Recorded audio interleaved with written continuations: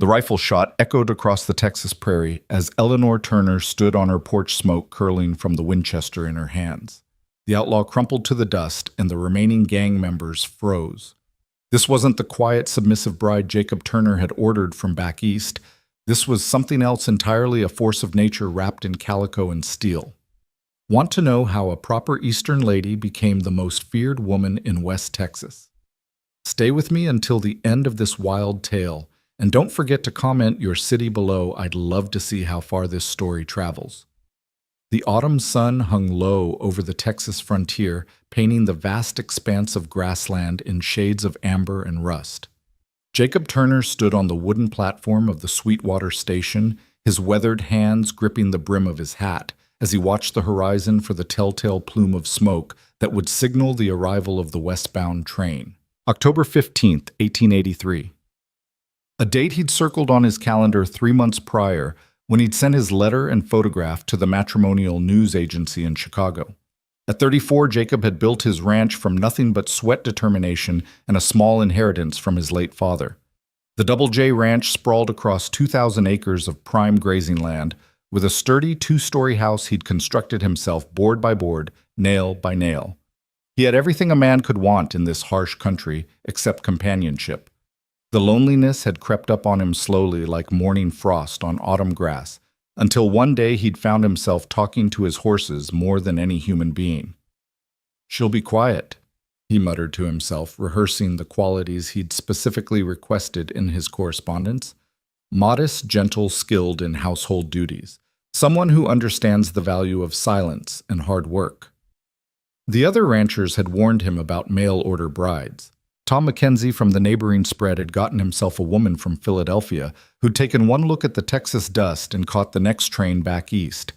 But Jacob had been specific in his requirements. He'd asked for someone plain, someone without grand expectations or romantic notions, someone who wouldn't disturb the careful rhythm of his life. The train's whistle pierced the afternoon air, and Jacob straightened his vest, running a hand through his dark hair that had just begun to show threads of silver at the temples. His heart hammered against his ribs as the locomotive approached, belching black smoke into the crystal-clear sky. This was it, the moment that would change everything, though he had no idea just how much. The train groaned to a stop, steam hissing from its iron belly like some great metal dragon catching its breath. Passengers began to disembark, cowboys heading to the cattle drives. Merchants with their sample cases, families seeking new beginnings in the unforgiving West.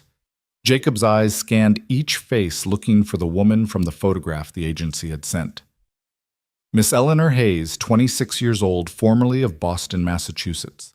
The photograph had shown a woman with dark hair pulled back severely, wearing a high-collared dress that spoke of propriety and restraint. Perfect, he'd thought. Exactly what he needed. Then he saw her. She stood at the top of the train steps, and for a moment Jacob forgot to breathe. The photograph hadn't lied exactly, but it hadn't told the whole truth either. Eleanor Hayes was indeed wearing a modest traveling dress of deep blue wool, her dark hair pinned up beneath a practical bonnet. But there was something in the way she held herself. Something in the tilt of her chin and the directness of her gaze that made Jacob's carefully planned greeting die on his lips. Her eyes found his across the platform, green as spring grass after rain, with gold flecks that caught the afternoon light. There was intelligence there, sharp and assessing, and something else. Fire. The kind of fire that could warm a home or burn it to the ground depending on how it was tended. Eleanor descended the steps with a grace that seemed at odds with the rough wooden platform and the dust that swirled around her feet. She carried a single carpet bag, refusing the porter's offer of assistance with a polite but firm shake of her head. As she approached Jacob, he noticed the way her gloved hands gripped the bag's handle, not with delicate femininity, but with purpose and strength. "Mr. Turner." Her voice was cultured with the crisp consonants of a Boston education, but there was steel beneath the silk. "Yes, ma'am. Miss Hayes." Jacob removed his hat, clutching it against his chest like a shield. "Eleanor, please." She extended her hand, and when Jacob took it, her grip was firm, confident. "I appreciate you meeting me. The journey was educational." Educational? Jacob found himself asking, caught off guard by her choice of words. A smile played at the corners of her mouth. Not the demure, practiced smile he'd expected, but something genuine and slightly mischievous. I've learned that Texas dust has a particular talent for finding its way into everything one owns, that the gentlemen in the smoking car have very colorful vocabulary when they think no ladies are listening, and that your frontier sunsets are every bit as magnificent as the guidebooks claimed. Jacob blinked, unsure how to respond. This wasn't going according to his mental script. She was supposed to be overwhelmed, perhaps a little frightened. He was supposed to be reassuring, protective. Instead, Eleanor Hayes stood before him as if she'd been born to this place, as if the wild Texas wind recognized her as kin. "I've arranged for us to be married tomorrow," Jacob said, falling back on the practical matters he'd planned. "Reverend Morrison at the church in town. Then we'll head out to the ranch. It's about an hour's ride." "Tomorrow?" Eleanor's eyebrows rose slightly. "Rather eager, aren't we, Mr. Turner?" Heat crept up Jacob's neck. I assumed you'd want to get settled quickly, but if you need time to—" "Tomorrow is perfect," Eleanor interrupted, that mysterious smile returning. "I didn't travel 2,000 miles to waste time with unnecessary delays, though I do hope you have a horse I might ride. I've been trapped in that train car for 5 days, and I'm eager to see this land of yours properly." You ride?" The question escaped before Jacob could stop it. Her letters hadn't mentioned that particular skill. Among other things, she picked up her carpetbag with ease despite its obvious weight. "Shall we collect the rest of my belongings?" I had several trunks loaded into the cargo car. Several trunks. Jacob had expected one, maybe two. He followed Eleanor along the platform, his mind racing to adjust his expectations. The woman walking beside him moved with confidence, her head turning to take in the dusty streets of Sweetwater, the false-fronted buildings, the cowboys lounging outside the saloon. Where he expected to see fear or disgust, he saw only curiosity and calculation. The cargo master, a grizzled man named Hank, greeted them with a gap-toothed grin. "These your trunks, ma'am." He gestured to a collection of luggage that made Jacob's heart sink. 4 large trunks and 2 smaller cases, all well made and bearing the marks of extensive travel. "Yes, thank you." Eleanor supervised the unloading with the efficiency of a general deploying troops, directing Jacob and Hank in the placement of each piece on the wagon Jacob had brought to town. "That's a lot of fancy dresses," Jacob commented, trying to keep the worry from his voice. He'd built a functional home, not a palace. "Where would all this go?" Eleanor laughed. Not the tittering giggle of the town ladies, but a rich, genuine sound that seemed to bubble up from somewhere deep inside her. "Dresses, Mr. Turner, 1 trunk contains books. Another holds medical supplies and household remedies. The third has tools and equipment I thought might be useful on a ranch. Only 1 trunk, and the 2 cases contain clothing, and I assure you they're quite practical." "Books," Jacob repeated, feeling like an echo. "Medical supplies, tools. Did you think you were marrying a decorative object, Mr. Turner?" There was a challenge in her voice now, though her tone remained pleasant. "I may be from Boston, but I'm not entirely ignorant of what life on a ranch requires. I've spent the last 6 months preparing for this." 6 months. While he'd been imagining a quiet, biddable wife who would cook his meals and mend his clothes, she'd been preparing, planning. The realization both thrilled and terrified him. They loaded the wagon in relative silence after that, though Jacob caught Eleanor watching him with those unsettling green eyes. When everything was secured, he helped her onto the wagon seat, though she hardly needed his assistance gathering her skirts and climbing up with practiced ease. "Before we go to the hotel," Eleanor said as Jacob took his place beside her, "might we stop at the general store? There are a few things I'd like to purchase." "Of course." Jacob guided the horses down Main Street, acutely aware of the stares they were attracting. Sweetwater was a small town, and everyone knew Jacob Turner had sent for a mail-order bride. By evening, every detail of Eleanor's appearance and behavior would be dissected over dinner tables and whiskey glasses.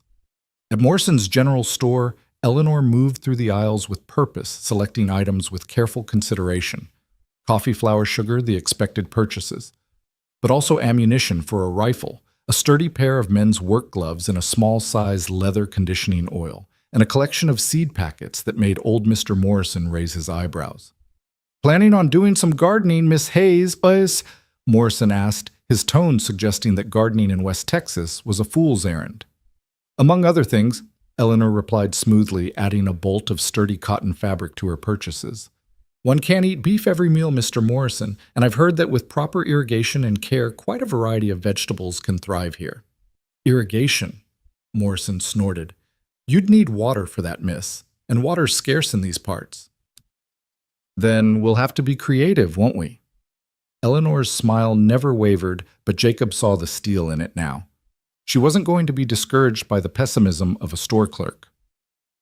As Morrison tallied their purchases, Eleanor moved to the window, studying the street outside with that same intense curiosity. Jacob joined her, following her gaze to where a group of women had gathered outside the millinery shop, their heads bent together in obvious gossip. "The welcoming committee, I presume?" Eleanor asked dryly. "Mrs. Pritchard and her circle," Jacob confirmed. "They have opinions about everything that happens in Sweetwater." "I'm sure they do." Eleanor turned from the window, and Jacob caught a glimpse of something in her expression, not fear or apprehension, but a kind of anticipation, like a fighter sizing up an opponent. "Tell me, Mr. Turner, what exactly have you told people about me?" "Just that you were coming from back east, that we'd corresponded through the agency. And what kind of woman did you tell them you were expecting?" Jacob felt heat creep up his neck again. "I might have mentioned that I was looking for someone quiet. Modest?" Eleanor's laugh rang out again, drawing startled looks from Morrison and the other customers in the store. "Oh, Mr. Turner, I'm afraid you're going to be quite disappointed." "Are you not modest?" Jacob asked, genuinely confused. Everything about her appearance suggested propriety. "I suppose that depends on one's definition of modesty." Eleanor gathered their wrapped purchases with efficient movements. "I don't show more skin than is proper, if that's what you mean. But if you're expecting me to be silent and submissive, to defer to your judgment in all things, and pretend I have no thoughts of my own, well, I believe in truth in advertising, Mr. Turner. That's not who I am." Jacob stood frozen for a moment, processing this declaration. He'd sent for a wife to make his life easier, more comfortable. Someone who would fit into the life he'd already built like a missing piece in a puzzle. But Eleanor Hayes was beginning to look less like a missing piece and more like a whole different puzzle altogether. "Then who are you?" he asked, the question escaping before he could stop it. Eleanor paused at the door of the store, turning back to look at him with those remarkable eyes. "I suppose we'll both find out, won't we?" The hotel was Sweetwater's finest establishment, which meant it had clean sheets and only a moderate amount of dust in the corners. Jacob had reserved Eleanor a room on the second floor, away from the noise of the saloon next door. He carried her trunks up himself, refusing the help of the aging bellhop, partly out of pride and partly because he needed the physical activity to calm his racing thoughts. Eleanor's room was small but neat, with a brass bed, a washstand, and a window overlooking Main Street. She moved around the space, testing the mattress, checking the water pitcher, examining the view with that same analytical gaze she'd turned on everything else. "This will do nicely for tonight," she announced. "What time should I be ready tomorrow?" "The ceremony is at 10, Jacob replied, suddenly feeling awkward in the small space. "I'll come for you at 9:30. "I'll be ready." Eleanor began unbuttoning her traveling coat, then paused. "Mr. Turner, Jacob, may I ask you something?" He nodded, hat in his hands again like a shield. "Why did you really send for a wife? The truth, not what you wrote in your letters." The question caught him off guard. He'd expected queries about the ranch, the house, maybe his financial situation, not this direct probe into his motivations. "I was lonely," he admitted after a long pause. "The ranch is successful, but it's empty. I wanted someone to share it with." "But someone quiet," Eleanor added, a hint of amusement in her voice. "Someone who wouldn't disturb your routine." "Yes," Jacob said, seeing no point in lying. Eleanor nodded slowly as if she'd expected this answer.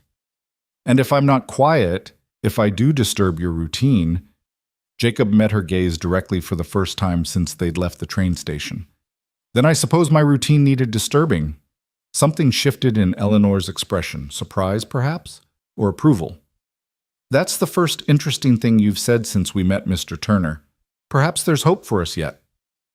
As Jacob left the hotel, he couldn't shake the feeling that he'd just passed some kind of test, but whether he'd passed or failed, and what the consequences might be remained to be seen. The saloon was busy when Jacob entered, seeking the familiar comfort of whiskey and masculine company. He found Tom Mackenzie at the bar, already 3 drinks in and eager to hear about the bride from Boston. "So," Tom asked, sliding a glass toward Jacob, "is she everything you hoped for?" Jacob took a long swallow of whiskey before answering. "She's nothing like what I expected." "Ugly?" Tom asked sympathetically. "No, she's—" Jacob struggled to find the words. "She's beautiful, but not in a delicate way. She's smart. She brought books and medical supplies and tools. She rides horses. She laughed at Morrison when he said she couldn't grow vegetables here." Tom whistled low. "Sounds like you got yourself a Spitfire Turner." "I asked for quiet," Jacob said miserably. "I specifically requested quiet. And instead you got interesting." Tom laughed, slapping Jacob on the back. "Count yourself lucky, friend. My Sarah may have run back to Philadelphia, but at least your bride seems inclined to stay and fight." "Fight what?" Jacob asked. "Everything." Tom grinned. "The land, the weather, the gossips, maybe even you. That woman sounds like she's ready to take on all of Texas." As Jacob nursed his whiskey, he thought about Eleanor's green eyes, the way she'd carried herself like a queen, despite the dust and the stares. He'd wanted a wife who would make his life easier. Instead, he was beginning to suspect he'd gotten one who would make it infinitely more complicated. The question was, would that turn out to be a blessing or a curse? That night, Jacob lay in his room at the boarding house he stayed at, when in town, staring at the ceiling and trying to imagine Eleanor in his home. Would she hate the isolation? Would the harsh reality of ranch life send her running back to Boston like Tom's Sarah? Or would she prove to be something else entirely? Something he hadn't even known he was looking for. Sleep, when it finally came, was filled with dreams of green eyes and the sound of laughter that echoed across the prairie like thunder. The morning of the wedding dawned clear and bright, with a cool breeze that promised the coming winter. Jacob dressed in his best suit, the one he'd worn to his father's funeral, and hadn't touched since. It still fit mostly, though. The years of ranch work had broadened his shoulders, and the vest was a bit snug. He arrived at the hotel at 9:30 sharp, expecting to have to wait while Eleanor completed whatever mysterious preparations women required for such occasions. Instead, he found her already in the lobby, dressed in a simple but elegant dress of dove-gray silk with pearl buttons down the front. Her hair was pinned up in an elaborate style that somehow managed to be both proper and flattering, with a few strategic curls framing her face. "Good morning, Jacob," she said, rising from her chair with fluid grace. "You look very handsome." Jacob felt his face flush. "Look, you're beautiful." And she was, but not in the way he'd expected a bride to be beautiful. There was no blushing delicacy, no trembling nervousness. Eleanor looked like a woman who knew exactly what she was doing and why she was doing it. She looked like a force to be reckoned with. "Shall we?" Eleanor took his offered arm, and they walked out into the morning sunshine together. The church was only a few blocks away, a simple white building with a modest steeple that served the spiritual needs of Sweetwater's diverse population. Reverend Morrison, a thin man with kind eyes and prematurely gray hair, greeted them at the door. "Mr. Turner, Miss Hayes, are you ready for this blessed union?" "As ready as anyone can be for marriage to a stranger," Eleanor said pleasantly, causing the Reverend to blink in surprise. Jacob tensed, but Eleanor squeezed his arm gently. "I believe in honesty, Reverend.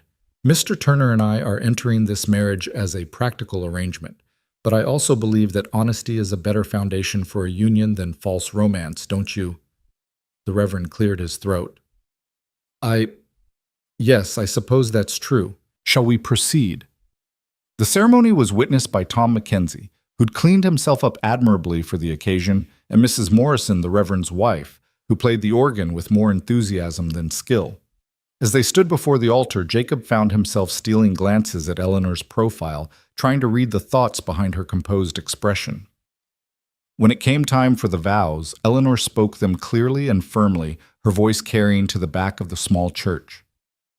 I, Eleanor Hayes, take you, Jacob Turner, to be my husband, to have and to hold for better or worse, for richer or poorer, in sickness and in health, to love and to cherish until death do us part. Love and cherish. The words hung in the air between them, a promise and a challenge. Could they learn to love each other?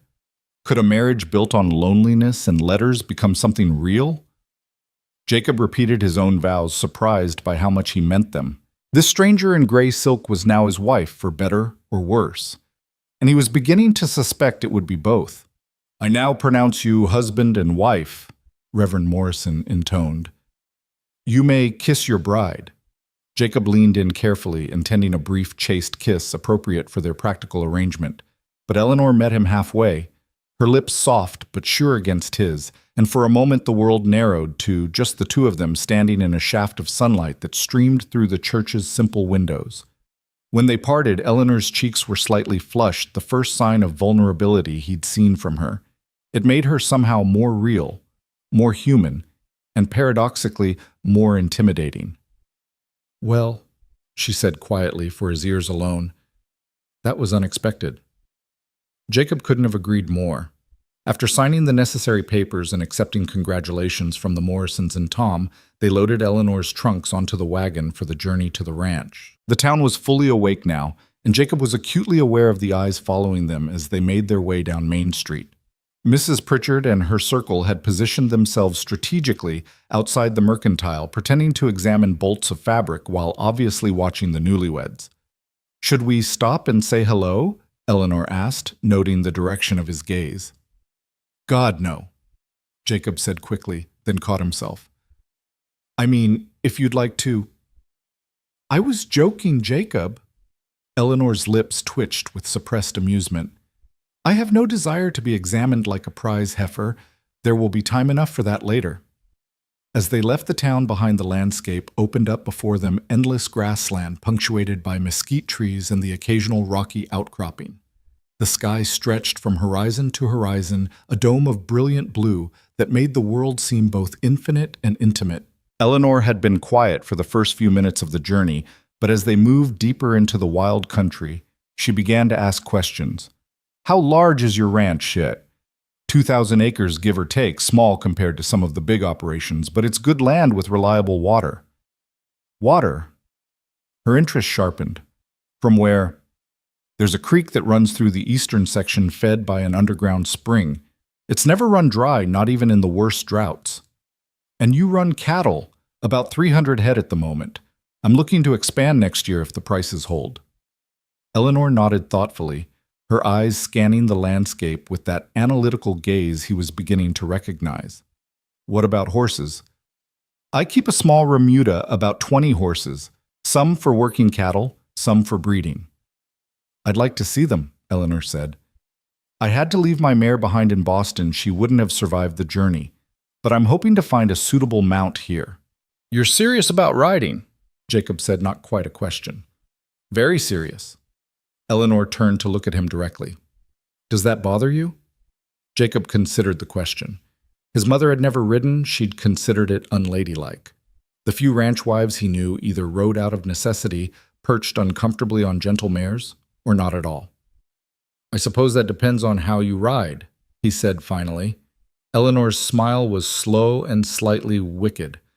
I ride astride Mr. Turner. I know it's scandalous, but side saddle is impractical and dangerous in rough country. If that's going to be a problem, you should tell me now. Astride. Like a man. The image that formed in Jacob's mind was indeed scandalous and oddly thrilling. My ranch, my rules, he said after a moment. If you want to ride astride, that's your business. Our ranch, Eleanor corrected gently. I'm your wife now, remember? What's yours is mine, legally speaking. The reminder hit Jacob like cold water. She was right, of course. In marrying her, he'd given her claim to everything he'd built. The thought should have terrified him, but instead he found himself curious about what she would do with that claim. They rode in comfortable silence for a while, the creak of the wagon wheels and the steady clop of hooves creating a rhythmic soundtrack to their journey. Jacob found himself stealing glances at Eleanor, noting the way she held herself on the hard wagon seat, the way her eyes tracked the flight of a hawk overhead, the way her hands rested calmly in her lap despite the bumpy ride. "There," Jacob said, finally pointing ahead. "That's the Double J." The ranch house sat on a slight rise, commanding a view of the surrounding grassland. It was a solid two-story structure of limestone and timber, with a wide porch that wrapped around three sides. To the left stood the barn and corral. To the right, the bunkhouse where his two ranch hands lived.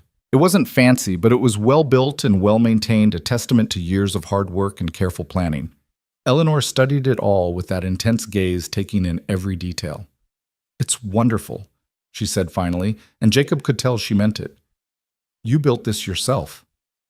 "Most of it. Had help with the barn raising, but the house is mine." "Ours," Eleanor corrected again, but this time there was warmth in her voice. "Tell me about the hands." "Sam and Miguel. Sam's been with me 3 years. He's young but reliable. Miguel is older, knows more about cattle than any man I've met. They're good men." "Do they know about me?" "They know I was bringing home a wife. Don't imagine they expected—" Jacob trailed off, gesturing vaguely at Eleanor. "Expected someone like me?" Eleanor finished, amused. "No, I imagine they didn't." As they pulled up to the house, both Sam and Miguel emerged from the barn, hats in hand. Sam was indeed young, perhaps 22, with sandy hair and an open, friendly face. Miguel was in his 40s, weathered and lean, with sharp, dark eyes that missed nothing. "Boys, this is Mrs. Turner," Jacob said as he helped Eleanor down from the wagon. "Eleanor, this is Sam Holloway, and Miguel Vasquez."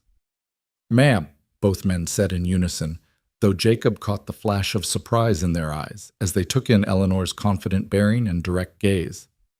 "Gentlemen," Eleanor replied warmly, "I look forward to getting to know you both. I hope you'll be patient with me as I learn the ways of the ranch." "Happy to help however we can, ma'am," Sam said eagerly, already charmed. Miguel's response was more measured, his eyes moving between Eleanor and Jacob with obvious curiosity. "Welcome to the Double J, Señora." As the men unloaded Eleanor's trunks, she stood on the porch surveying her new domain.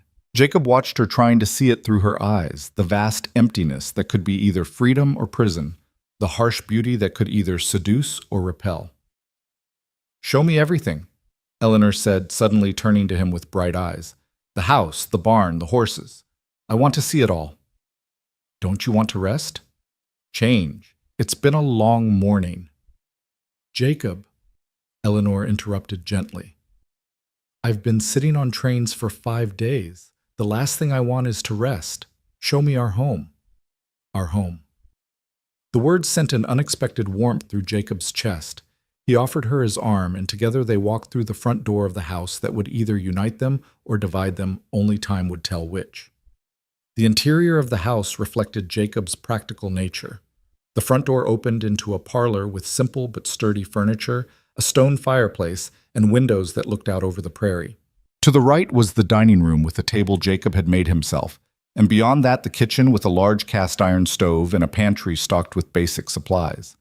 Eleanor moved through each room, slowly running her fingers over surfaces, testing the sturdiness of chairs, examining the construction of shelves and cabinets. In the kitchen, she inspected the stove with particular interest, opening the firebox, checking the dampers, nodding approval at its condition. "You take good care of your equipment," she observed. "Have to out here. Can't just run to town when something breaks." "No, I suppose not." Eleanor moved to the window over the sink, which looked out toward the creek. "Is that water source you mentioned?" "Yes. The creek runs about a quarter-mile from the house. I've been thinking about digging an irrigation channel, bringing water closer for a kitchen garden." Eleanor turned to him with such delight that it transformed her face. "You have—" "Well, it was just a thought. Might be too much work for what it's worth. Nothing that provides food security is too much work," Eleanor said firmly. "I'd very much like to help with that project if you'll let me." The idea of his Boston-bred wife digging irrigation ditches should have been absurd. Instead, Jacob found himself nodding. "We'll look at it together, figure out the best route." Upstairs were 3 bedrooms, the large main bedroom that Jacob used, and 2 smaller rooms that sat empty. Eleanor stood in the doorway of the main bedroom, taking in the massive bed Jacob had built to accommodate his tall frame, the simple dresser, the trunk at the foot of the bed. I suppose this is our room now, she said, and for the first time since stepping off the train, she sounded uncertain. Jacob cleared his throat. I thought, that is if you'd prefer one of the other rooms could be yours, until you're comfortable. Eleanor turned to look at him, something soft in her expression. That's very considerate of you, Jacob. Perhaps that would be best, at least for now. Relief and disappointment warred in Jacob's chest, but he simply nodded. The room on the left gets the best morning light. They moved Eleanor's personal trunk into the smaller bedroom, which, despite its size, was pleasant enough with a window that looked out toward the barn and corral. Eleanor immediately began unpacking, hanging her dresses in the small wardrobe, arranging her brushes and personal items on the dresser with efficient movements. Now, she said, closing the trunk with a decisive click, show me the horses. The barn was Jacob's pride, solidly built and well organized with stalls for 12 horses, a tack room, and a large loft for hay storage. Several horses were in their stalls, heads turning curiously as Jacob and Eleanor entered. This is Dusty, Jacob said, stopping at the first stall where a gray gelding stood. He's my primary cow horse, smart as a whip and steady as they come. Eleanor extended her hand slowly, letting Dusty sniff her fingers before stroking his neck. Hello, handsome, she murmured, and the horse leaned into her touch. They moved down the line, Jacob introducing each horse, surprised by Eleanor's knowledge and the easy way she handled each animal. When they reached the last occupied stall, Jacob hesitated. This is Tempest, he said carefully. She's difficult. The mare in question was a beautiful bay with a white blaze down her face, but she stood at the back of her stall, ears pinned, eyeing them with clear suspicion. Difficult how? Eleanor asked, not approaching the stall, but observing the mare with interest. She was mistreated by her previous owner. I bought her at auction thinking I could gentle her, but she won't let anyone near her. Bites, kicks, the works. I've been thinking about selling her. Don't. The word came out sharp and immediate. Eleanor softened her tone. That is, please don't. Not yet. Give me some time with her. Eleanor, she's dangerous. All damaged creatures are dangerous, Eleanor said quietly, still watching the mare. That doesn't mean they're beyond redemption. Something in her tone made Jacob wonder if they were still talking about the horse. That evening, after a simple supper that Eleanor insisted on helping prepare, despite Jacob's protest that she should rest, they sat on the porch watching the sun set over the prairie. The sky was a masterpiece of orange and pink and purple, the kind of sunset that made even hardened cowboys pause in appreciation. It's beautiful, Eleanor said softly. Different from Boston's sunsets, but beautiful. Do you miss it, Boston? Eleanor considered the question. I miss certain things. The libraries, the concerts, the energy of the city, but I don't miss the constraints. Constraints. You have no idea what it's like for a woman in Boston society, Jacob. Every move watched, every word weighed, every action judged against an impossible standard of propriety. Here, she gestured at the vast open space before them. Here, I can breathe. That why you answered my advertisement? Partly. Eleanor turned to look at him.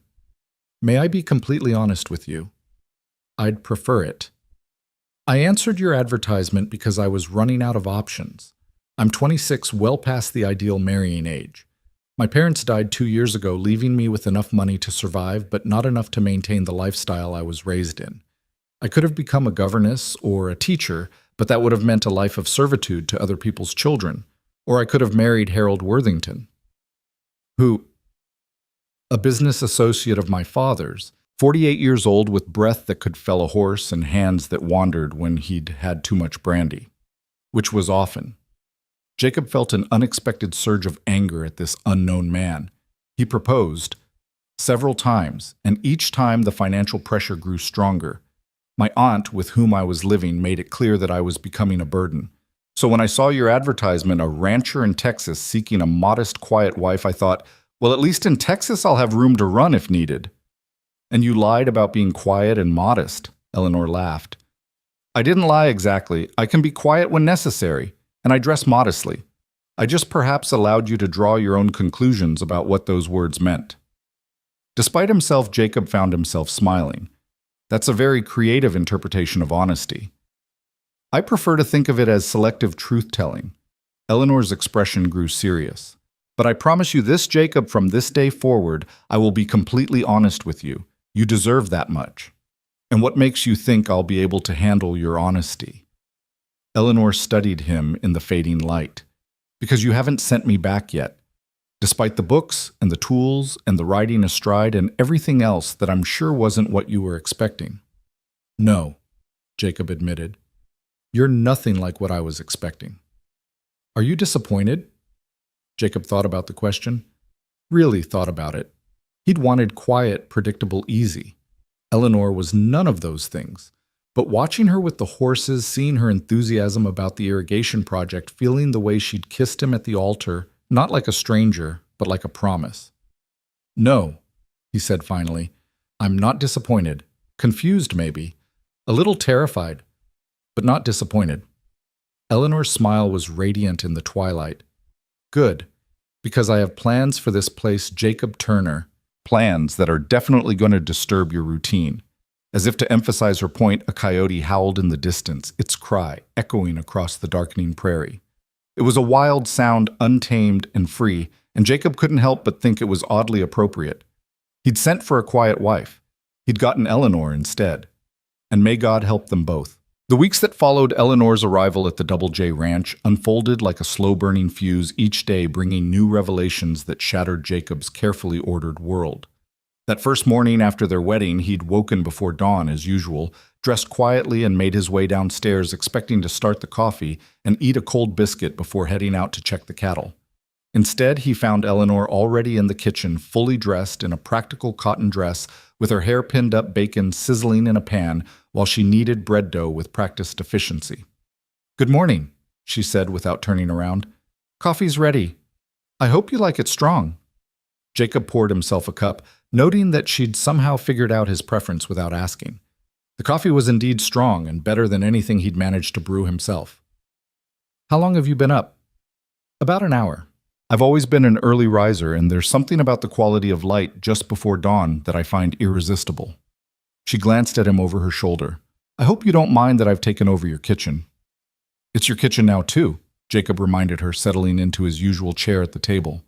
The domesticity of the scene should have been exactly what he'd wanted when he'd sent for a wife. But there was something about Eleanor's presence that charged the air with electricity, making even this simple morning ritual feel dangerous somehow. Sam and Miguel will be expecting breakfast too, won't they? Eleanor asked, flipping the bacon with expert precision. I've made enough for everyone. They usually fend for themselves in the bunkhouse, but I'm sure they'd appreciate a proper meal. Eleanor nodded decisively. Then that's settled. From now on, they'll take breakfast here. A ranch runs better when the hands are well fed.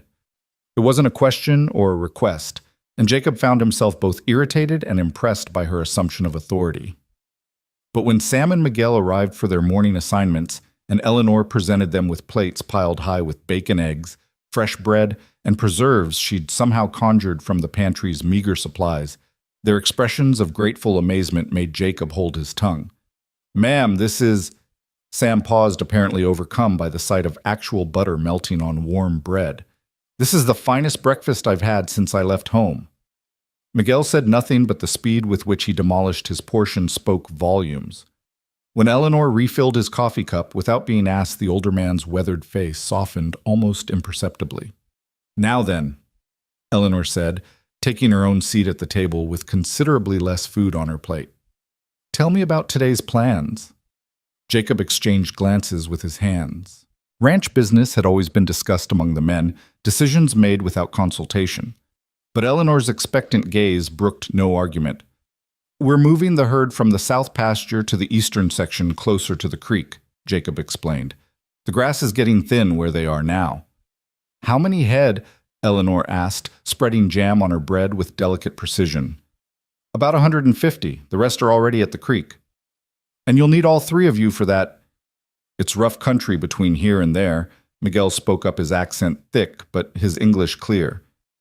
Many places for cattle to scatter. Eleanor nodded thoughtfully. Then I'll come too. An extra pair of hands couldn't hurt. The silence that followed was deafening. Sam's coffee cup froze halfway to his mouth. Miguel's eyes darted between Jacob and Eleanor like a man watching a fuse burn toward dynamite. Jacob himself felt his jaw working but no words coming out. "I can ride," Eleanor continued calmly as if she hadn't just proposed something scandalous. "And I can follow directions. Surely 4 people can move cattle more efficiently than 3. "Mrs. Turner," Jacob began carefully, "moving cattle isn't like riding in a park. It's dangerous work. The longhorns can be unpredictable, and if something spooks them, then I'll learn to handle it," Eleanor interrupted. "How else am I supposed to understand the ranch operations by sitting in the house darning socks while you menfolk do all the real work?" There was a challenge in her voice that made Jacob's spine straighten. Part of him wanted to forbid it outright to establish his authority as husband and ranch owner. But another part, a part that was growing stronger each day, was curious to see what Eleanor Turner was truly capable of. "She could ride drag," Miguel suggested quietly, earning surprised looks from everyone at the table. "Away from the main herd. Safe enough if she stays back." Jacob considered this. Riding drag meant eating dust all day, the worst position in any cattle drive. It was usually reserved for the newest, least experienced hand. If Eleanor wanted to prove herself, this would certainly be a test. "Fine," he said finally. "But you'll wear proper clothing, no side saddle, no fancy riding habits. And if I tell you to get clear, you don't question, you just ride. Understood?" Eleanor's smile was brilliant. "Perfectly understood." An hour later, Jacob stood in the barn watching Eleanor emerge from the house in an outfit that made his mouth go dry. She'd somehow procured a pair of men's trousers that had been altered to fit her frame, worn with a simple cotton shirt tucked in and secured with a leather belt. Her hair was braided and pinned close to her head, covered with a wide-brimmed hat she must have found in one of her trunks. She looked scandalous. She looked practical. She looked like trouble incarnate. "Will this do?" she asked, spreading her arms for inspection. Sam made a strangled noise that might have been agreement. Miguel suddenly found the bridle in his hands fascinating. Jacob forced himself to nod curtly. "You'll ride Belle," he said, leading her to a stall containing a calm mare. "She's steady and knows the work." Eleanor approached the horse with the same confident ease she'd shown the day before, introducing herself with soft words and gentle touches before efficiently saddling the mare with movements that spoke of long practice. When she swung up into the saddle astride, as promised, Jacob had to look away from the sight of her trouser-clad legs gripping the horse's sides.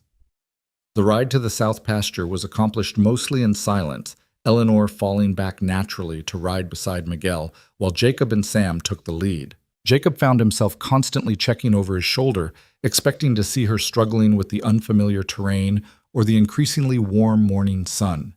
Instead, he saw her deep in conversation with Miguel, the taciturn vaquero, apparently telling her about the different grasses they passed and which ones the cattle preferred. When they reached the herd spread out across a valley between 2 low hills, Jacob pulled up to assess the situation.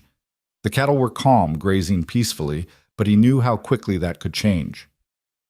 "Sam, you take the left flank, Miguel the right. I'll ride point." He turned to Eleanor.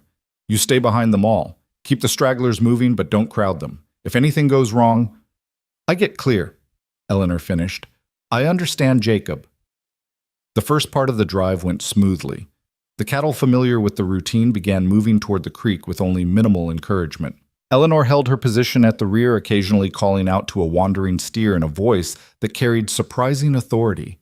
Jacob began to relax, thinking perhaps this wouldn't be the disaster he'd feared. Then a rattlesnake hidden in the grass until the last moment spooked Sam's horse. The animal reared with a shriek of terror, sending Sam tumbling to the ground. The cattle, already nervous from the horse's distress, began to mill anxiously. Jacob saw the disaster unfolding in slow motion, Sam on the ground, his horse bolting the herd beginning to turn back on itself, and Eleanor directly in their path if they decided to run. "Eleanor, get out of there!" he shouted, spurring Dusty toward the increasingly agitated herd. But Eleanor was already moving not away from danger, but toward Sam. She leaned low over Belle's neck, riding at full gallop toward the fallen cowboy. In one fluid motion that Jacob would replay in his mind for days afterward, she reached down, grabbed Sam's outstretched arm, and hauled him up behind her on Belle's back. the mare never breaking stride as Eleanor guided her out of the path of the now running cattle. The stampede was brief. Miguel and Jacob managed to turn the leaders before they built up too much momentum, circling them back until the herd settled. But those few minutes felt like hours, especially when Jacob finally spotted Eleanor and Sam safe on a small rise, both of them dusty but unharmed. "You could have been killed," Jacob said when he reached them, his voice rough with fear disguised as anger. "I told you to get clear." "Sam would have been trampled," Eleanor replied calmly, though Jacob noticed her hands were trembling slightly as she helped Sam slide down from Belle's back. "I made a judgment call." That was incredible, ma'am," Sam gasped, his face pale beneath the dust. "You saved my life." "You would have done the same for me," Eleanor said simply, then turned to Jacob with those green eyes that seemed to see right through him. "Wouldn't you?" Jacob couldn't answer because the truth was too complicated. Yes, he would have tried to save Sam, but he wasn't sure he could have executed the rescue with Eleanor's swift precision. And the fear he'd felt seeing her ride toward danger rather than away from it had been unlike anything he'd experienced before, sharp and personal in a way that disturbed him. Miguel appeared leading Sam's recovered horse. "The herd is calm, Jefe. We can continue when ready." He looked at Eleanor with something that might have been approval. "The Senora rides well." "Thank you, Miguel," Eleanor said, remounting Belle with easy grace despite what had just happened. "Shall we continue? We're losing the good light." The rest of the drive passed without incident. Though Jacob couldn't shake the image of Eleanor racing toward danger, her braid flying behind her like a battle flag. When they finally got the herd settled by the creek, the sun was high and hot, and everyone was covered in a fine layer of dust. "Well," Eleanor said, dismounting and beating dust from her hat, "that was educational." Sam laughed, still somewhat shaky from his near miss. "That's one way to put it, ma'am." "You did good," Miguel said quietly, the most words anyone had heard him string together about anyone other than cattle. "Natural instinct." Eleanor's smile was pleased, but not prideful. "I had good teachers," she said, including all three men in her gaze. "Now who's hungry? I packed sandwiches in my saddlebags." As they sat in the shade of a mesquite tree, eating Eleanor's surprisingly delicious sandwiches and drinking from canteens, Jacob watched his wife interact with his ranch hands. She drew Sam out about his family back in Missouri, got Miguel talking about his years working cattle from Mexico to Montana, and somehow made them all feel like they were part of something more than just another ranch crew. This wasn't what he'd wanted, Jacob thought. He'd wanted a wife who would keep his house and warm his bed and leave the ranch work to him. Instead, he'd gotten Eleanor, who rode toward danger, wore trousers, and was currently explaining to Sam her theory about using different grass rotation patterns to improve pasture yield. The disturbing thing was he was beginning to think he'd gotten something better than what he'd wanted. That evening, as Eleanor helped serve supper to the exhausted but satisfied crew, Jacob noticed Mrs. Pritchard's buggy approaching the house. His stomach sank. The leader of Sweetwater's social circle hadn't wasted much time in coming to inspect his new bride. "We have company," he warned Eleanor, who was just setting a pot of stew on the table. Eleanor glanced out the window, took in the approaching buggy with its well-dressed occupant, and calmly removed her apron. "I suppose it was too much to hope they'd give us more than 2 days," she said dryly. "Sam, Miguel, you'd better take your supper to the bunkhouse. This won't be pleasant for anyone." The hands grabbed their bowls and fled with obvious relief, leaving Jacob and Eleanor to face the incoming storm alone. Mrs. Pritchard was a formidable woman in her 50s, with iron gray hair styled in an elaborate coiffure and a dress that probably cost more than most cowboys made in a year. She swept into the house without waiting for an invitation, her sharp eyes taking in every detail of the modest interior. "Mr. Turner," she said coolly, then turned her gaze on Eleanor. "And you must be the new Mrs. Turner. How interesting." Eleanor's smile was polite but guarded. "Mrs. Pritchard, I presume. How kind of you to call." "Yes, well, one must welcome new members of our community." Mrs. Pritchard settled herself in the best chair without being asked. "Though I must say the reports of your arrival have been quite colorful." "Oh." Eleanor seated herself with perfect posture that would have done credit to any Boston drawing room. "How unfortunate. I do hope the colors were flattering." Mrs. Pritchard's eyes narrowed slightly. I heard you were seen in town wearing trousers. Riding skirts are impractical for ranch work, Eleanor replied evenly. Surely you understand the necessity of appropriate attire for different tasks. Ranch work. Mrs. Pritchard's voice rose slightly. Surely you don't mean to say you actually participate in cattle driving, among other things. Would you care for some tea? I'm afraid I haven't had time to bake anything fresh, what with helping move the herd today. The older woman's face was a study in horrified fascination. You helped with the cattle. Someone had to ride drag, Eleanor said mildly. More hands make lighter work, as they say.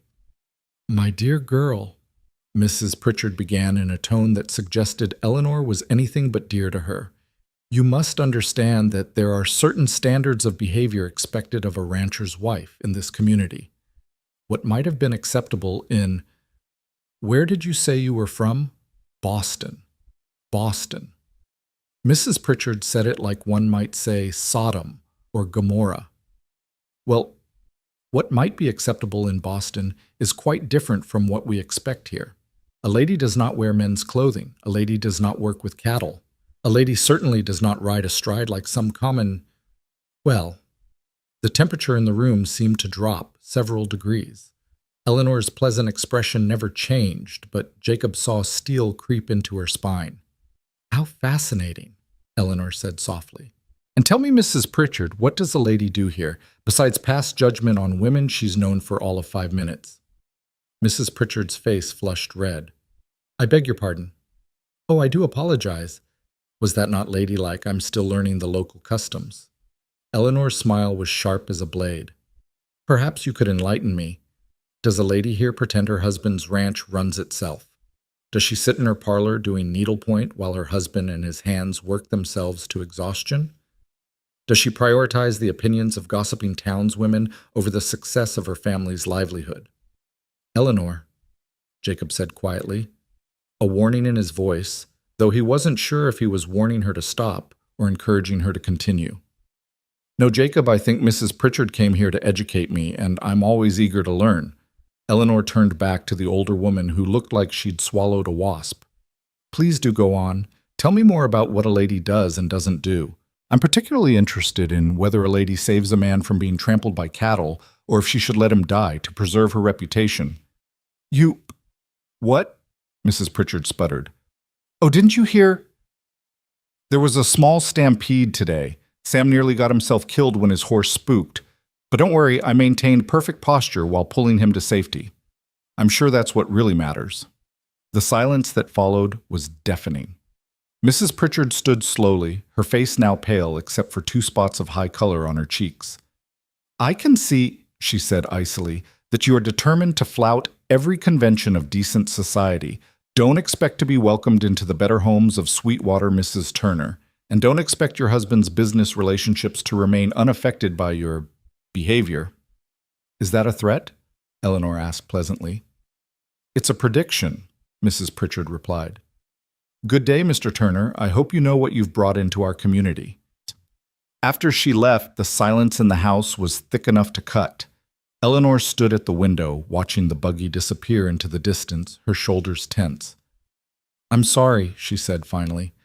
I shouldn't have antagonized her.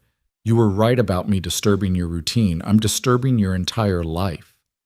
Jacob moved to stand beside her close enough to smell the mixture of soap and sunshine that clung to her hair. You saved Sam's life today. That's not... And you're right. A ranch wife who actually helps run the ranch is more valuable than one who sits around worrying about what the neighbors think. Eleanor turned to look at him, surprise evident in her features. You're not angry.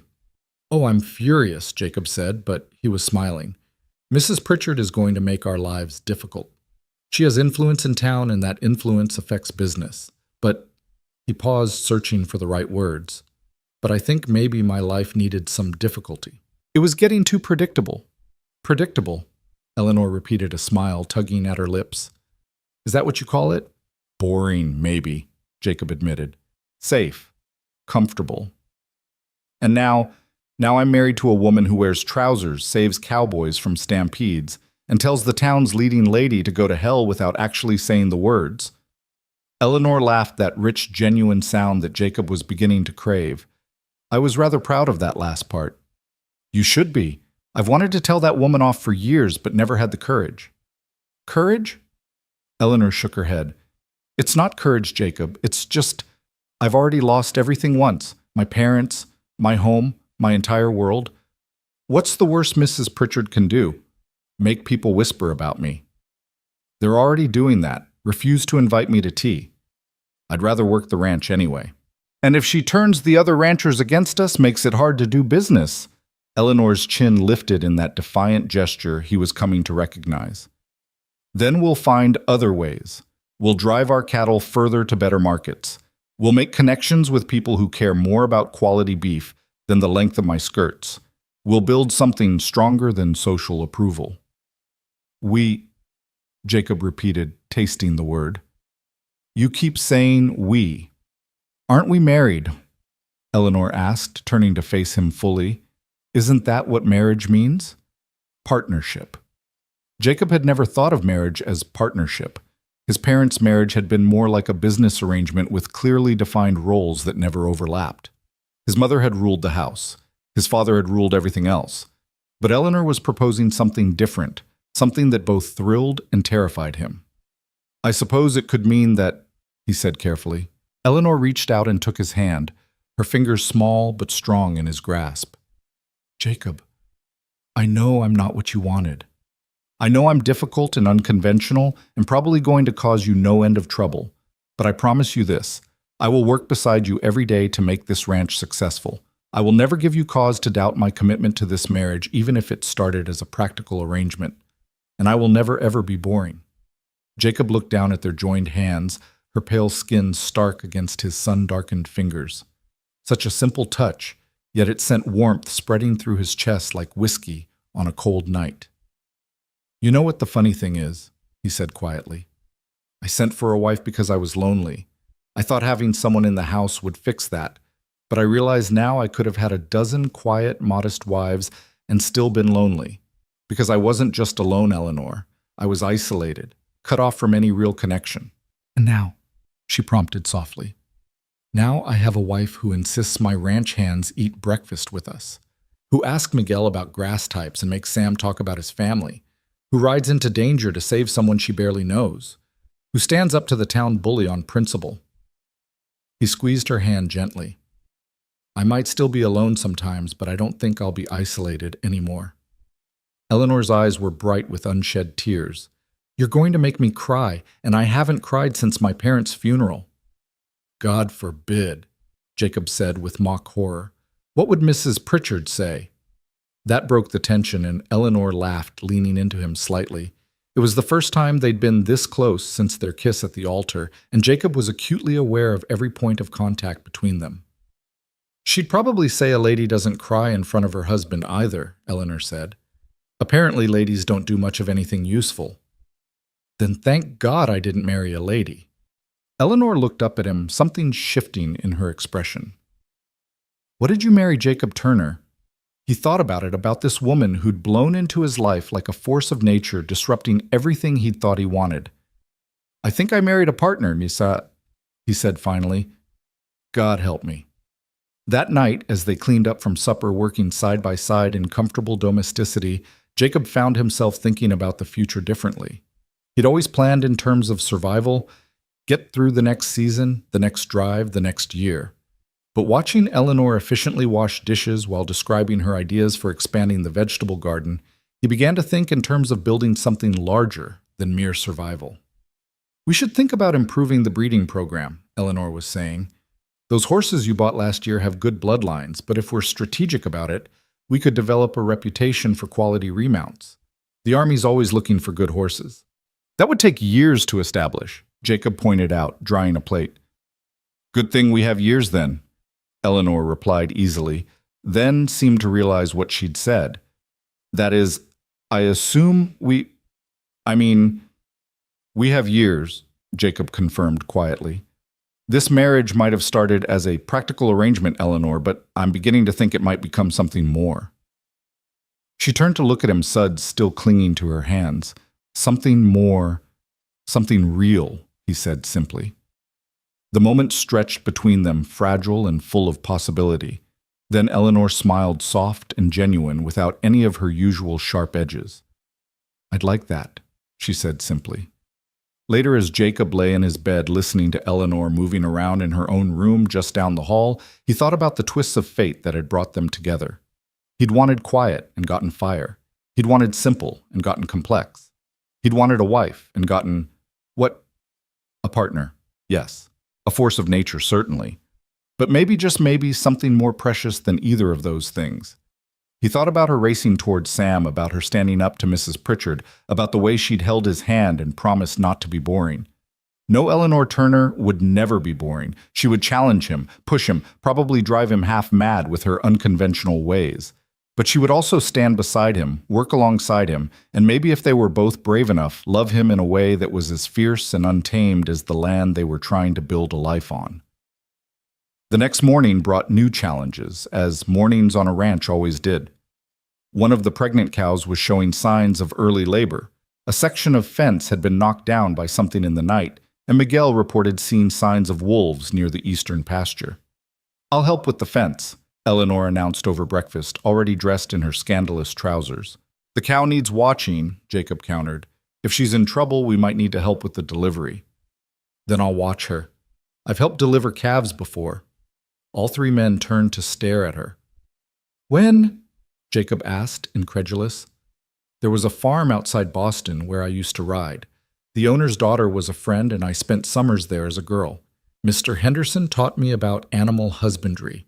He said I had good instincts." She took a sip of coffee, casual as you please. "Besides, smaller hands can be useful if the calf is turned wrong." And so Jacob found himself leaving his Boston-bred wife in charge of a laboring cow while he and the hands went to repair fence. Every instinct screamed that this was wrong, that he should be protecting her from the harsh realities of ranch life, not throwing her into them. But Eleanor had already proven she could handle herself, and they needed all hands working if they were going to keep the ranch running smoothly. When he returned hours later, hot and tired from wrestling with fence posts, he found Eleanor in the barn, kneeling in the straw beside a cow and her newly delivered calf. Her clothes were a mess. There was blood on her hands, and she'd never looked more beautiful. "Both healthy," she announced, beaming. "The calf was turned a bit, but we managed." Well, mostly her," Eleanor admitted, stroking the exhausted cow's flank. "I just provided encouragement and the occasional redirect. Isn't the calf beautiful?" The calf was actually rather ungainly, all legs and wet fur, but the pride in Eleanor's voice made Jacob's chest tight. "Beautiful," he agreed, though he wasn't looking at the calf. That evening, as they sat on the porch watching another spectacular sunset, Eleanor suddenly said, "Tell me about your parents." Jacob tensed. It wasn't a subject he enjoyed discussing. "Not much to tell. They died when I was 20. Fever took them both within a week of each other." "I'm sorry." Eleanor's voice was soft. "Were you close?" "My father and I worked together, but I wouldn't say we were close. He was a hard man focused on survival above all else. My mother—" Jacob paused, searching for words. "She was broken, I think. She'd come from a genteel family back east, married my father for love, and followed him to Texas. But the frontier broke her spirit. She spent her last years barely speaking, just going through the motions of life." "That's why you wanted a quiet wife," Eleanor said, understanding dawning in her voice. "You thought quiet meant content." "Maybe," Jacob admitted. "Or maybe I thought quiet meant less likely to be broken by this life." Eleanor reached over and took his hand, threading their fingers together. "Your mother wasn't broken by the frontier, Jacob. She was broken by isolation, by not being allowed to truly participate in the life she'd chosen, by being expected to be an ornament in a place that has no use for ornaments." You think so? I know so. Women aren't fragile flowers, Jacob. We're just taught to pretend we are. Your mother might have thrived if she'd been allowed to truly be part of building something instead of just maintaining a household while life happened around her. Jacob thought about his mother, about the way she'd stood at the window looking out at the ranch work she wasn't allowed to join, about the gradual dimming of her eyes over the years. Maybe Eleanor was right. "Is that why you insist on being part of everything?" he asked. "Fear of being broken?" "No," Eleanor said firmly. "I insist on being part of everything because this is my life too. Our life, and I refuse to be a spectator in my own existence." The fierce determination in her voice made Jacob pull her closer until she was leaning against his shoulder. It was the most intimate they'd been since their wedding, and he could feel her pulse racing where her wrist pressed against his. "You know what you are," he said quietly. "You're like this land, beautiful and harsh and demanding and rewarding in equal measure. You can't be tamed or controlled, only partnered with." Eleanor turned her face up to his, and in the dying light her eyes were deep as forests. "Is that what you want to do, Jacob Turner, partner with me?" "I think it's too late for wanting," he admitted. "I think you've already made it impossible for me to imagine any other way." She smiled then, soft and pleased, and rose up on her toes to kiss his cheek. It was a simple gesture, almost chaste, but it sent fire racing through his veins. "Good night, Jacob," she whispered, and went inside, leaving him on the porch with the memory of her lips on his skin and the certainty that his life had irrevocably changed. Over the next weeks, they fell into a rhythm that felt both foreign and natural. Eleanor rose early to make breakfast for everyone, then joined whatever work needed doing, whether that was helping with the cattle mending fence, working on her increasingly ambitious garden, or maintaining the house. She started teaching Sam to read better in the evenings, having discovered his embarrassment about his limited education.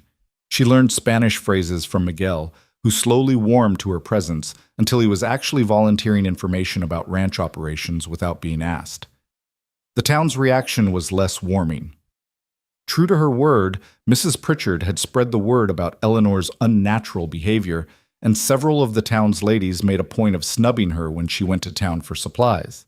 But Eleanor handled it with the same steel spine she brought to everything else, smiling pleasantly at their turned backs and going about her business. The crisis came 3 weeks after Eleanor's arrival, on a day that started like any other, but would end with blood and fire and the birth of a legend.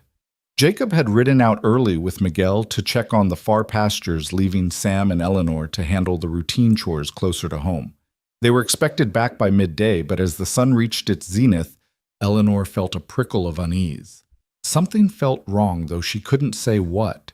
She was in the garden trying to coax life from the stubborn Texas soil when she heard the horses. Not the familiar rhythm of Jacob and Miguel returning, but something else, multiple riders moving fast. Eleanor stood, shading her eyes against the sun. 5 men were approaching the ranch, and even from a distance she could tell they weren't friendly. Their postures were aggressive, predatory, and they were spreading out in a way that suggested they were surrounding the house. "Sam," she called, keeping her voice level despite the fear coursing through her. "We have company."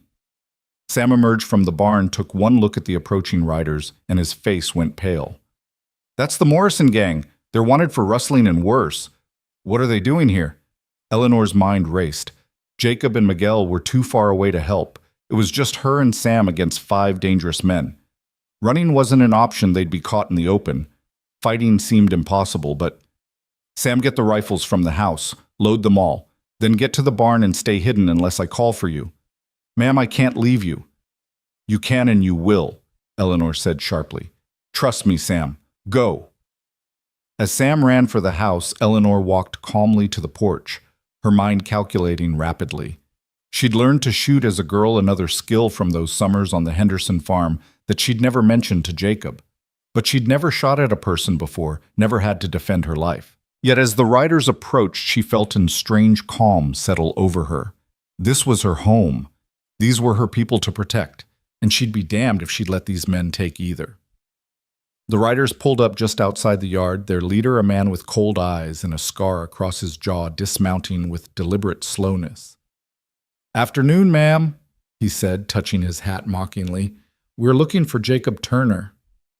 "He's not here," Eleanor replied, standing on the porch with her hands clasped calmly in front of her, though she could feel the rifle Sam had left just inside the door.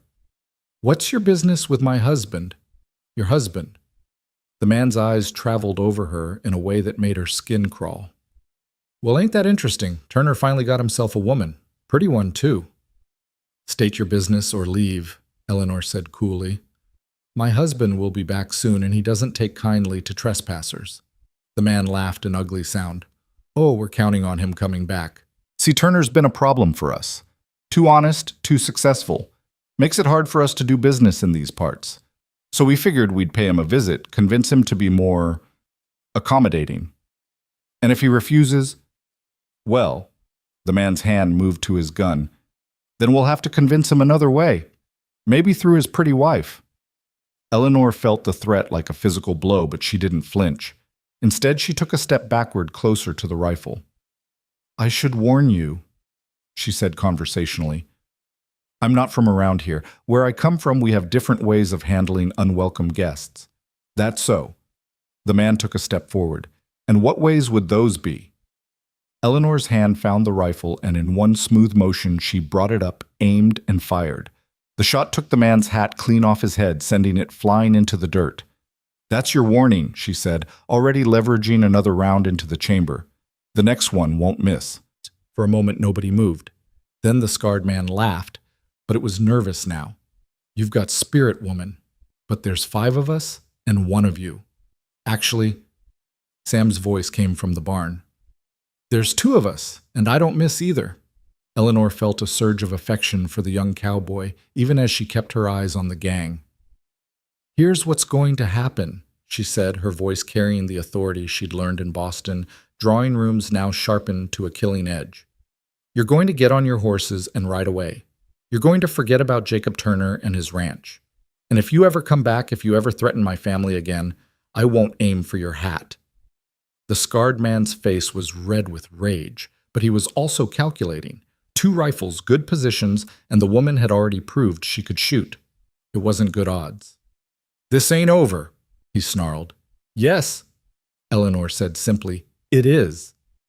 For a long moment, the standoff continued. Then one of the other riders spoke up. Come on, Morrison. It ain't worth it.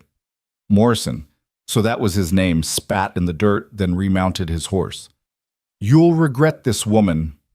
The only thing I regret, Eleanor replied, is wasting a bullet on your hat. They rode away slowly, trying to salvage some dignity, but Eleanor didn't lower the rifle until they were completely out of sight. Only then did she allow herself to sag against the porch rail, her hands shaking. Sam ran from the barn, his face a mixture of awe and concern. Ma'am, are you all right? That was incredible, but that was necessary, Eleanor corrected, though she accepted his supportive arm gratefully. Sam, ride out and find Jacob and Miguel. Tell them what happened. They need to know the Morrison gang is in the area. But what about you? I'll be fine. I've got a rifle and a good vantage point. Go quickly.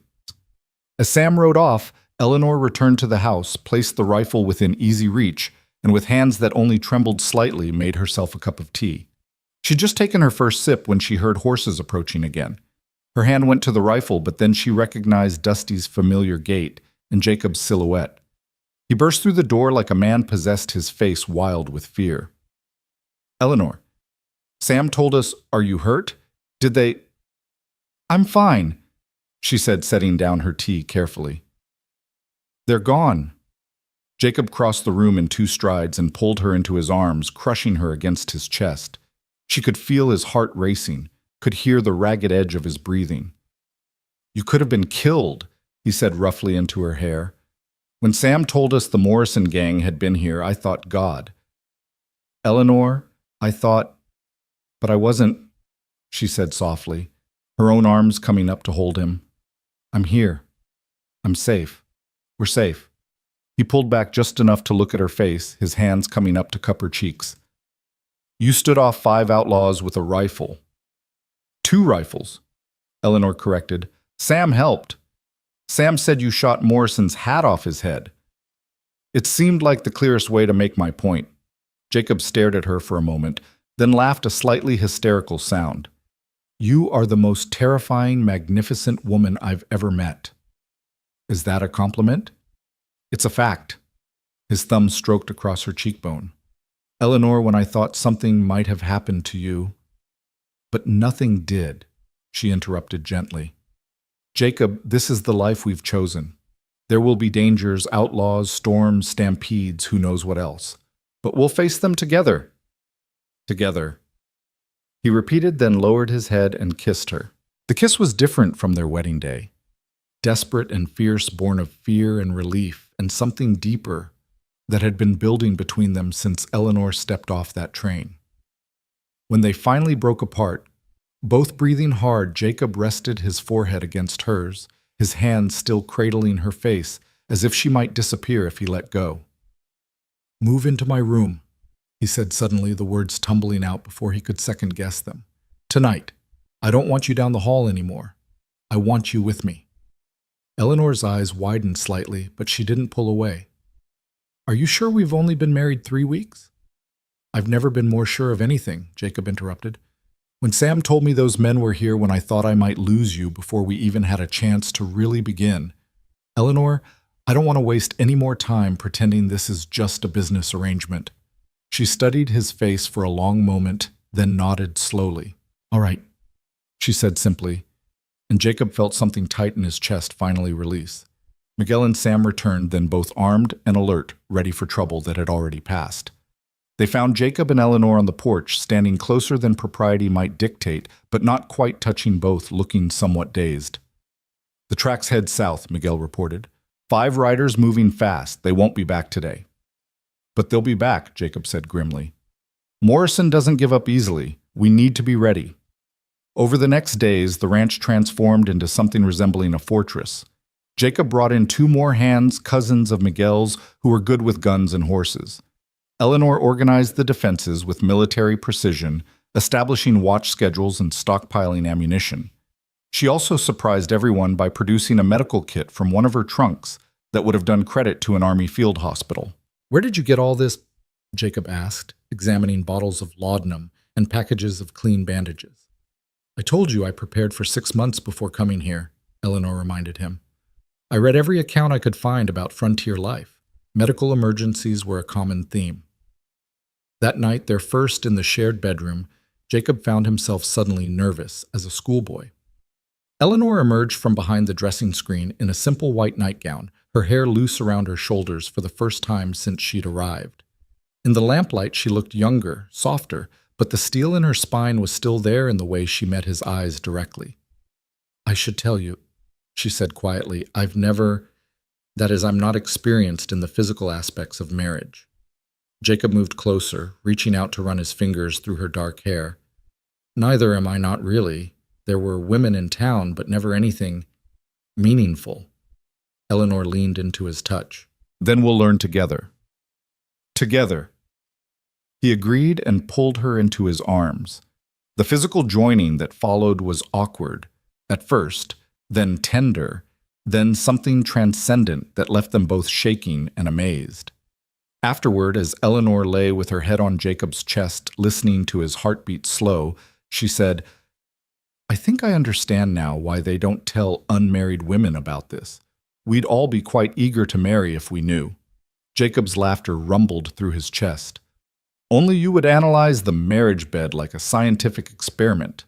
"Not scientific," Eleanor corrected, pressing a kiss to his collarbone. "More like a revelation. Is it always like that?" "I don't know," Jacob admitted, tightening his arms around her, "but I intend to find out." The next morning brought a new challenge in the form of a letter delivered by a writer from town. Jacob read it with an increasingly dark expression, then handed it to Eleanor. "It's from the Cattlemen's Association," he said. "They're calling a meeting to discuss recent disruptions to the peace and prosperity of the region, which means Morrison has friends who want to make trouble for us." Eleanor scanned the letter quickly. "They're questioning your fitness to maintain your ranch in light of the unfortunate incident with the Morrison gang. This is ridiculous. We were defending our property." "Morrison's cousin sits on the association board," Jacob explained, "and several members owe him money or favors. If they vote against us, they could make it impossible to sell our cattle at fair prices, or worse, they could support Morrison's claim that we attacked him unprovoked." "Then we'll go to this meeting," Eleanor said decisively. "We'll tell our side of the story. Eleanor women don't attend association meetings." "Then it's time that changed." Her green eyes flashed with determination. "I'm the one who shot at Morrison. I'm the one who can testify to what really happened. They can't make decisions about our future without hearing from me." Jacob knew that look by now. It was the same expression she'd worn before riding into the stampede, before facing down Mrs. Pritchard, before standing against 5 outlaws.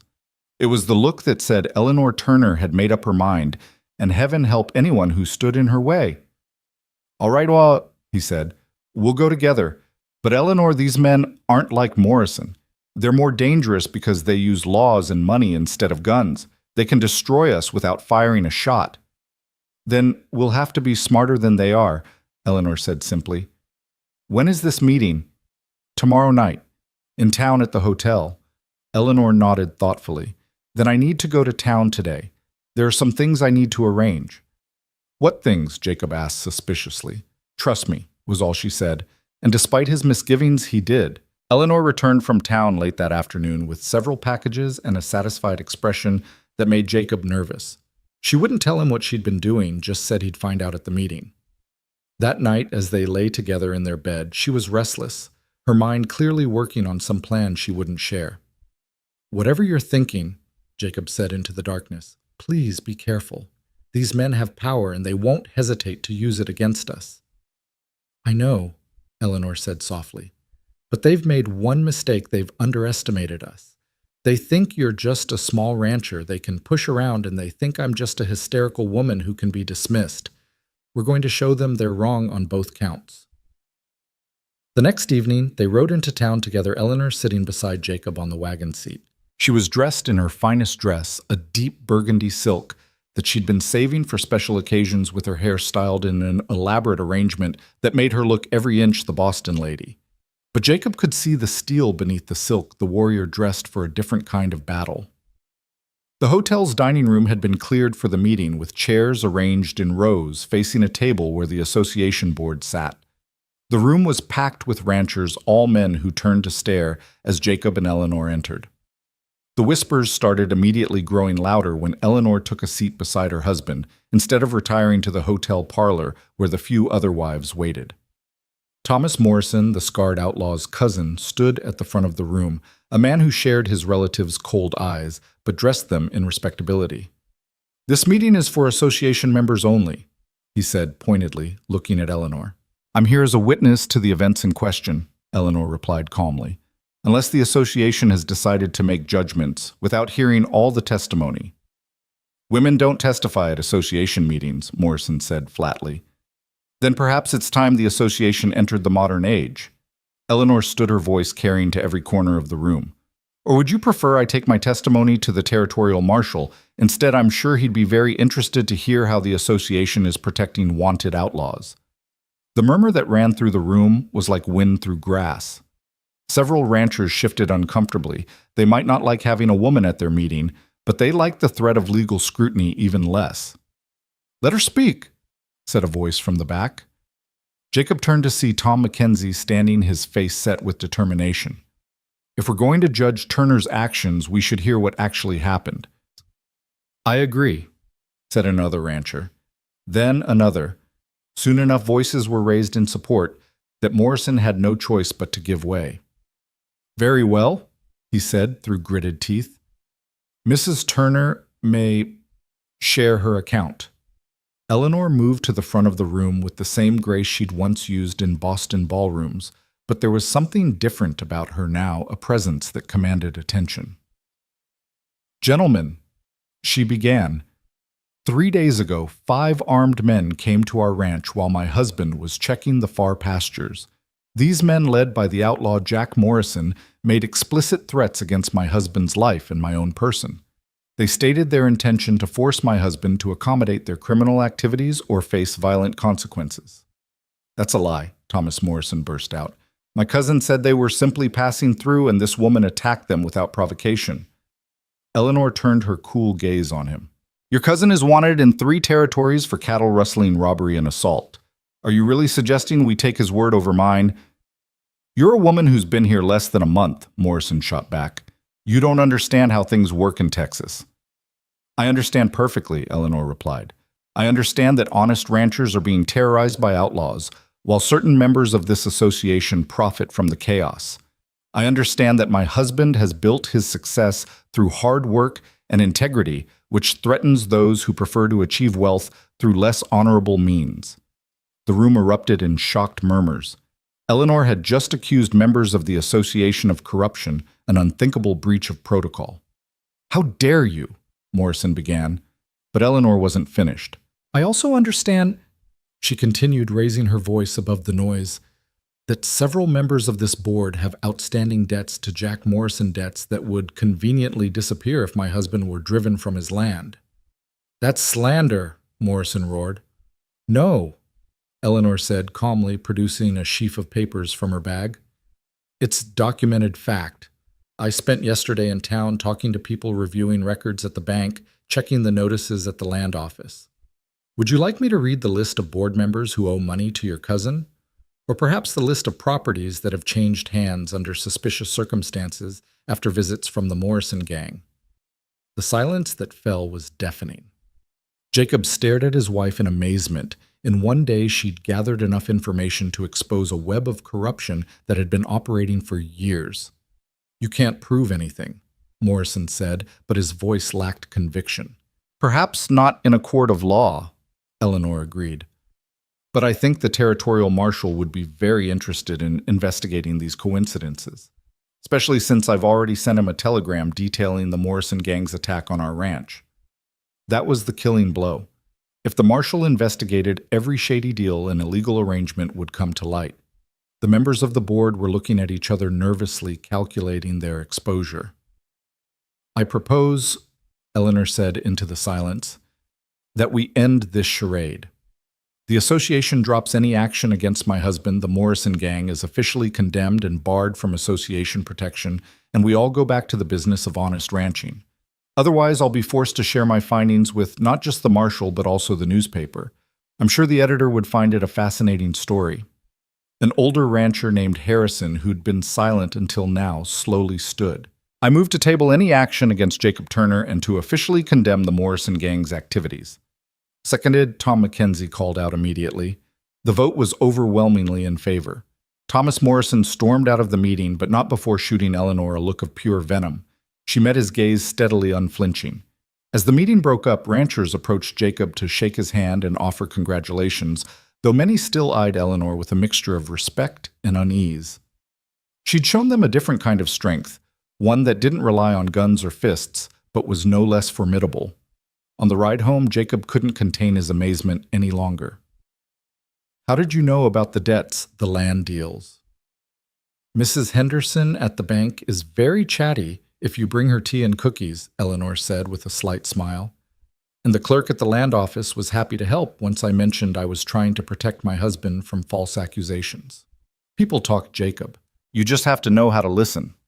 "You're terrifying," Jacob said, but with clear admiration. "I'm practical," Eleanor corrected. "The Morrison gang thought they could use force against us. The association thought they could use politics. They both forgot that information is the most powerful weapon of all." "Where did you learn to think like this?" Eleanor's expression darkened slightly. "Boston society is its own kind of battlefield. The weapons are different, but the strategies are the same. Gather intelligence, identify weaknesses, strike decisively. The only difference here is that the stakes are more honest. We're fighting for our home, not just our social standing." That night, as they celebrated their victory in the privacy of their bedroom, Jacob marveled at the woman he'd married. She was nothing like what he'd wanted, everything he hadn't known he needed, and somehow perfect in her contradictions. "I love you," he said suddenly, the words escaping without thought. Eleanor went still in his arms, then pulled back to look at his face. "You do? God help me, yes. You're maddening and brilliant and brave and absolutely nothing like what I planned, and I love you for all of it." Tears gathered in her green eyes. "I love you too," she whispered. "I didn't expect to. I thought this would be a practical arrangement, a chance for a new life. But somewhere between that first breakfast and facing down those outlaws, I fell completely in love with you." They came together then with a passion that surprised them both, as if the admission of love had unlocked something primal and needful. Later, tangled in sheets, and each other, Eleanor traced patterns on Jacob's chest and said, "We make a good team." "The best," he agreed, pressing a kiss to her hair. The next weeks passed in a blur of hard work and growing intimacy. The Morrison gang didn't return, though everyone stayed alert. Eleanor's garden began to flourish despite the difficult soil, and she started trading vegetables with neighboring ranches, building relationships with the other wives who had initially shunned her. Her combination of Boston manners and frontier practicality gradually won them over, especially when she shared her medical knowledge and helped deliver 2 babies on neighboring ranches. The real test came with the arrival of the cattle buyers in late autumn. This was make or break time for the ranch. The sales from this year's herd would determine whether they could expand or merely survive. Jacob had always handled the negotiations alone, but this year Eleanor insisted on being involved. "You know the cattle," she said, "but I know numbers. Let me help." The buyers were a mixed group, some honest businessmen, others sharp dealers looking to take advantage of desperate ranchers.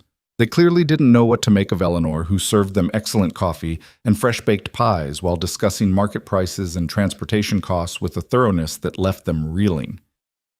"Your wife is unusual," one buyer commented to Jacob after Eleanor had politely but firmly rejected his lowball offer. "She's one of a kind," Jacob agreed with pride. In the end, they got prices 20% higher than the previous year, partly due to the quality of the cattle and partly due to Eleanor's negotiating skills. She had a way of making the buyers compete against each other without seeming to do so, all while maintaining perfect hospitality. "How do you do that?" Jacob asked after the last buyer had left with a signed contract. "Do what? Make them think they're getting a good deal while actually paying more than they planned." Eleanor smiled. "It's all about perception. They see a woman serving pie and assume I'm harmless. By the time they realize I've been analyzing their every word and calculating their margins, it's too late. Never underestimate the power of being underestimated." Winter came early that year with a blue norther that howled down from the plains and dropped the temperature 40 degrees in an hour. The cattle had to be moved to sheltered areas, hay distributed, and ice broken on water troughs daily. It was brutal work, and everyone on the ranch pushed themselves to their limits. Eleanor worked alongside the men without complaint, though Jacob noticed her growing thinner dark circles appearing under her eyes. When he expressed concern, she brushed him off. "We're all tired. When the weather breaks, we'll rest." But the weather didn't break. Storm after storm battered the ranch, and they lost several cattle despite their best efforts. One particularly vicious night with sleet driving sideways and the temperature well below freezing, one of the pregnant cows went into distress. Eleanor and Jacob spent hours in the barn, fighting to save both mother and calf. "The calf is turned wrong." Eleanor set her hands inside the cow, trying to reposition the baby. "I can't quite... there..." The calf finally slid free, but it wasn't breathing. Without hesitation, Eleanor cleared its airways and began rubbing its chest vigorously, breathing into its nostrils. For long moments, nothing happened. Then suddenly the calf gasped, shuddered, and began to breathe. "You did it!" Jacob breathed, but when he looked at Eleanor, she was swaying on her feet. "I'm fine," she said, then promptly collapsed. Jacob caught her before she hit the ground, his heart hammering with fear. She was burning with fever, her skin clammy and pale. He carried her to the house, shouting for Sam to ride for the doctor despite the storm. The next days were a nightmare. Eleanor's fever raged while the storm continued to batter the ranch. The doctor, when he finally arrived, looked grave. "Pneumonia," he said. "She's been pushing herself too hard in this weather. Her body couldn't fight off the infection." Jacob didn't leave her side, bathing her face with cool cloths, spooning broth between her lips. When she was conscious enough to swallow, praying to a god he'd barely thought about in years. Miguel and Sam took over the ranch work without being asked, everyone understanding that Jacob's place was with his wife. On the third night, Eleanor's fever broke. She opened her eyes, focused on Jacob's haggard face, and whispered, "You look terrible." He laughed through his tears, gathering her carefully into his arms. "You nearly died." "But I didn't," she said weakly. "Too stubborn, remember." "Don't ever do that to me again," he said roughly. "I can't lose you, Eleanor.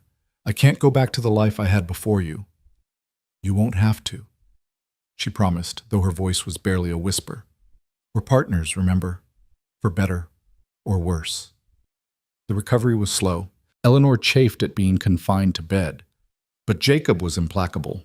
He brought her books from her trunk, sat with her in the evenings, reading aloud, and generally drove her crazy with his hovering. "I'm not made of glass," she protested one afternoon when he wouldn't let her get up to make dinner. "No, you're made of flesh and blood, and you nearly worked yourself to death," Jacob replied firmly. "You're staying in that bed until the doctor says otherwise." "This is ridiculous. The ranch needs you healthy," Jacob interrupted. "Miguel and Sam and I can handle the work. Your job right now is to get well." Eleanor glared at him, but there was affection in it. "When did you become so bossy?" "When I married a woman who doesn't know her own limits," Jacob replied, kissing her forehead. "Now rest." As winter slowly gave way to spring, Eleanor gradually regained her strength. By the time the wildflowers began to bloom across the prairie, she was back to her old self. Though Jacob noticed she was more careful now, more willing to rest when tired. The garden she'd planted began to show promise, green shoots pushing through the soil she'd enriched with compost and carefully irrigated. The ranch's finances were stable thanks to the good cattle sales, and they were even able to hire another hand to help with the expanding herd. One evening in late spring, as they sat on the porch watching the sunset, Eleanor said quietly, "I have something to tell you." Jacob looked at her, noting the nervous energy in her posture. "What is it?" "I'm pregnant." The words hung in the air between them for a moment, then Jacob was pulling her into his arms, his face buried in her hair. "Are you sure?" "The doctor confirmed it yesterday when he came to check on Mary Mackenzie's baby. I'm about 3 months along." 3 months? That means— "Right after the association meeting," Eleanor confirmed with a slight blush. "Apparently defeating corrupt ranchers is conducive to conception." Jacob laughed, joy bubbling up from somewhere deep inside. "A baby! We're going to have a baby!" "Are you happy?" Eleanor asked, and for the first time since he'd known her, she sounded uncertain. "Happy." Jacob pulled back to look at her face. "Eleanor, you've given me everything I never knew I wanted. A true partner, a love I didn't think existed, and now a child. Happy doesn't begin to cover it." She smiled that brilliant smile that transformed her face. "Good, because I have plans for this child. Education, of course, but also practical skills. They'll need to know how to run a ranch, but also how to think, how to question, how to stand up for what's right." "Of course you have plans," Jacob said fondly. "Would you be Eleanor if you didn't?" "I also think we should expand the house," Eleanor continued. "Add a proper study, maybe another bedroom or two." "Two? Well, I don't intend for this child to be an only. Do you—" Jacob thought about the big family he'd always wanted, but never thought he'd have. "No, I don't." "Then we'd better start planning," Eleanor said practically. "And Jacob, I want to teach our children that they can be whatever they choose regardless of what society expects. If we have daughters who want to work cattle or sons who want to study poetry, we'll support them. Even if it causes talk." Eleanor looked out over their land, the ranch they'd built together through blood and sweat and tears. "Especially if it causes talk. We've proven that doing things differently can work. Our children should have that same freedom." As spring turned to summer, Eleanor's pregnancy became obvious, and the town's gossips had a field day discussing how she still rode horses, though she'd switched to a gentle mare and never went far from the house and continued to work in her garden. But the criticism had lost its sting. The ranch was thriving, their marriage was strong, and the future stretched before them, full of promise. The Morrison gang made one last attempt to cause trouble, rustling some cattle from the far pastures, but this time the ranchers banded together to track them down. Eleanor's exposure of the corruption had broken the gang's protection, and they were captured and handed over to the marshal. Jack Morrison was hanged for his crimes, and his cousin Thomas left the territory in disgrace. As Eleanor grew larger with child, she also grew more beautiful in Jacob's eyes. There was something magnificent about her carrying their baby while still maintaining her fierce independence.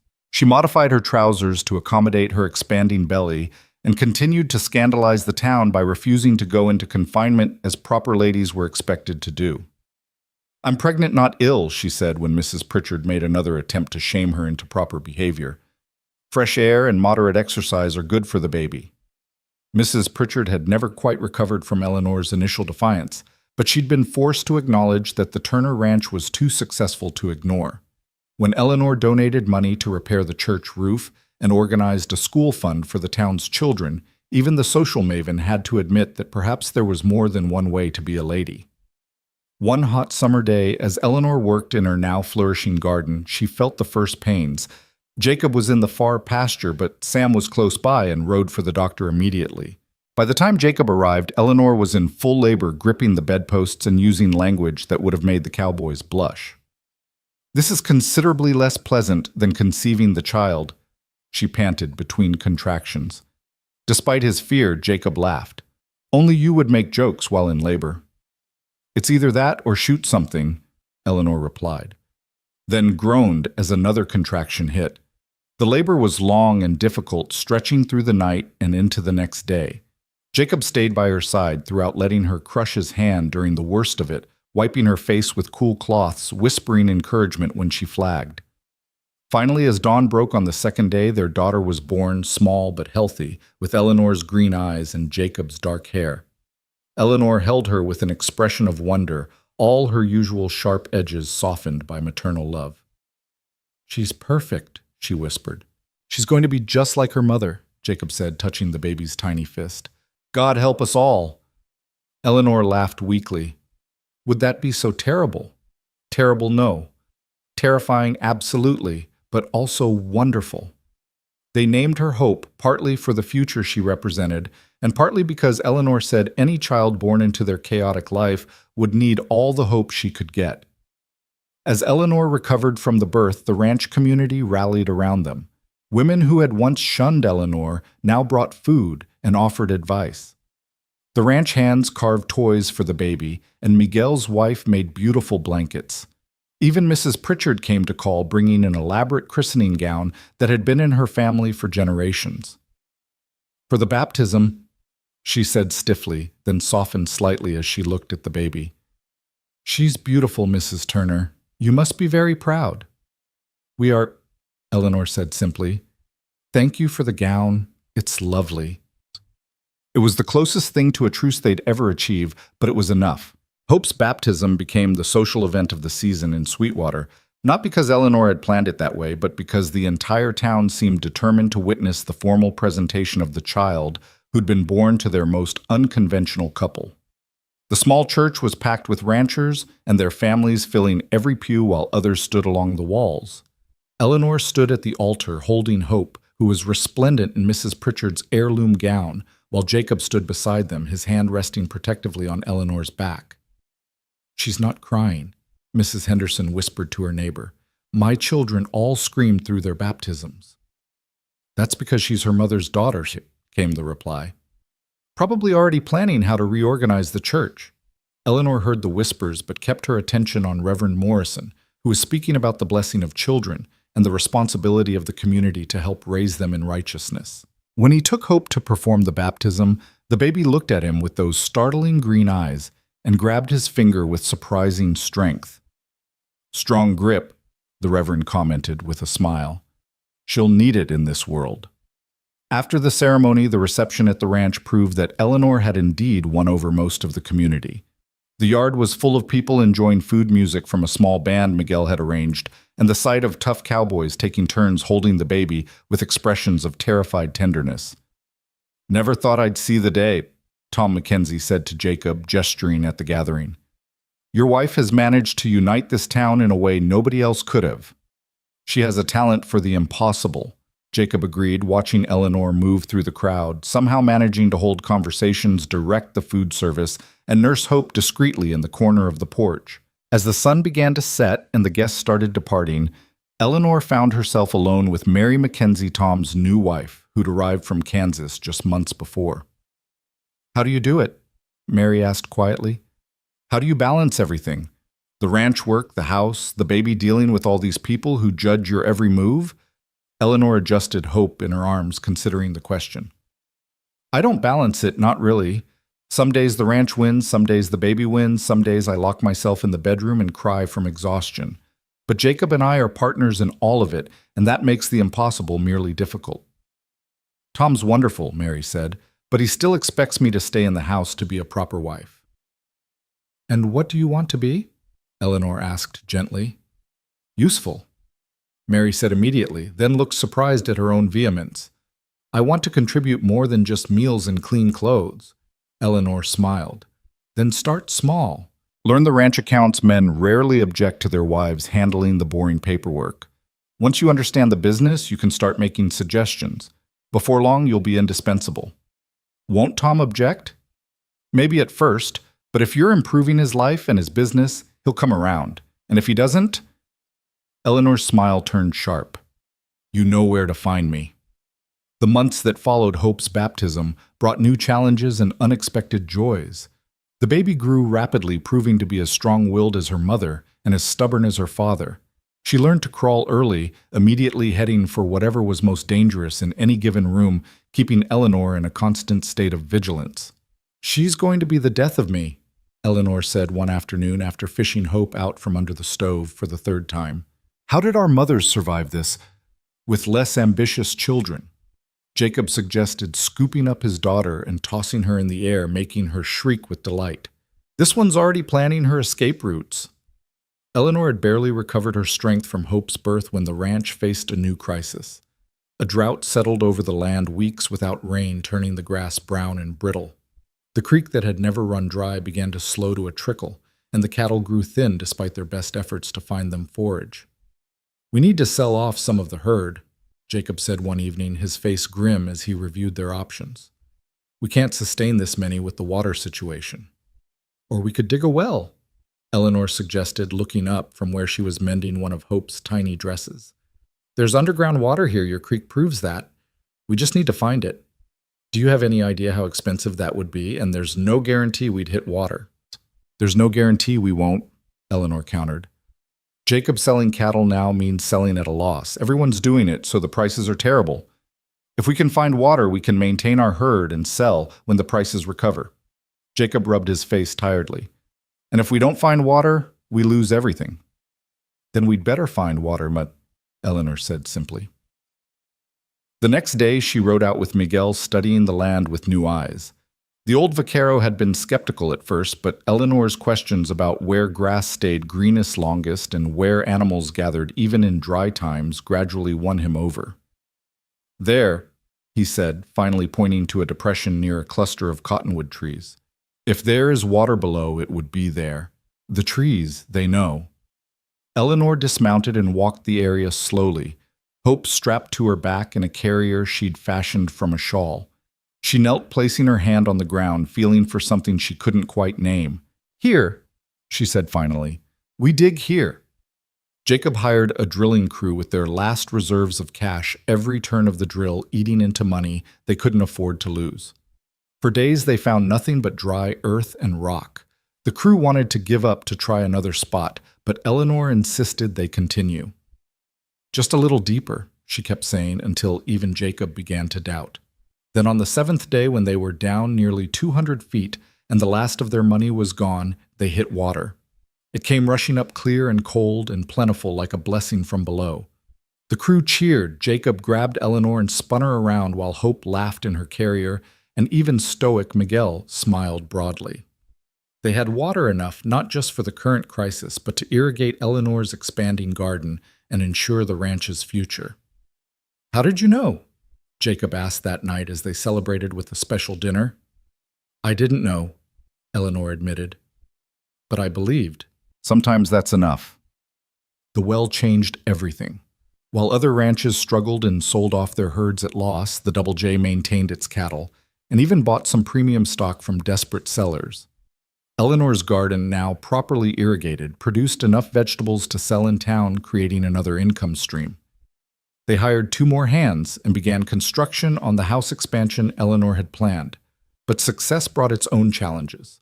Other ranchers struggling with the drought began to resent the Turners' prosperity. Rumors started that they'd made a deal with the devil, or worse, that Eleanor was a witch who'd summoned the water through dark arts. It's jealousy talking, Jacob said when Eleanor came home from town one day, tight-lipped and angry after being snubbed by several women she'd thought were friends. It's ignorance, Eleanor corrected, unpacking supplies with sharp movements. They'd rather believe in witchcraft than admit a woman might have good instincts about land and water. The situation came to a head when someone poisoned their well. Jacob discovered it when he found 3 dead cattle near the water trough, their bodies rigid with convulsions. He immediately cordoned off the well and sent Sam racing to town for the sheriff. Eleanor was feeding Hope when Jacob told her, and her face went white with rage. "They could have killed us all. Hope drinks water from that well." "We don't know who did it," Jacob said, though his own anger was barely controlled. "Don't we?" Eleanor stood passing Hope to Jacob. "Who's been spreading rumors about witchcraft? Who's losing money while we prosper? Who's bitter enough to risk murdering a baby to get revenge?" She was thinking of Thomas Morrison's remaining allies, the ones who'd never forgiven her for exposing their corruption. Jacob knew she was probably right, but proving it would be another matter. The sheriff, a decent man named Wallace, investigated thoroughly but found no concrete evidence. The poisoning could have been anyone with access to the ranch, which meant half the county during the recent barn raising they'd hosted. "We need to be careful," Wallace warned. "Whoever did this might try again." Eleanor's response was characteristic. Instead of retreating in fear, she went on the offensive. She hired a water expert from San Antonio to test not just their well, but all the water sources in the area. What he found was shocking traces of the same poison in 3 other wells, all belonging to ranchers who'd opposed the Morrison gang. "Someone's trying to drive out anyone who won't play by their rules," Eleanor told a packed town meeting she'd called to share the findings. "This isn't about the Double J. This is about controlling the whole region through fear and sabotage." The revelation united the ranchers in a way that prosperity never could have. They formed a protective association with rotating guards for each ranch's water supply. The poisoner, perhaps realizing the community had united against them, never struck again, though they were never caught either. Through all of this, Hope grew from baby to toddler, taking her first steps on her first birthday, much to everyone's delight and terror. She had her mother's fearless nature and her father's stubborn streak, a combination that kept everyone on the ranch constantly vigilant. "She's trying to climb the corral fence again," Sam reported one afternoon, carrying a squirming Hope back to the house. "Of course she is," Eleanor sighed, taking her mud-covered daughter. "Hope, sweetheart, the horses are not toys." "Horse," Hope declared happily, her current favorite word along with no and mine. "She's going to be a handful when she's older," Jacob said, watching his daughter charm Sam into giving her a piece of candy. "She's a handful now," Eleanor corrected.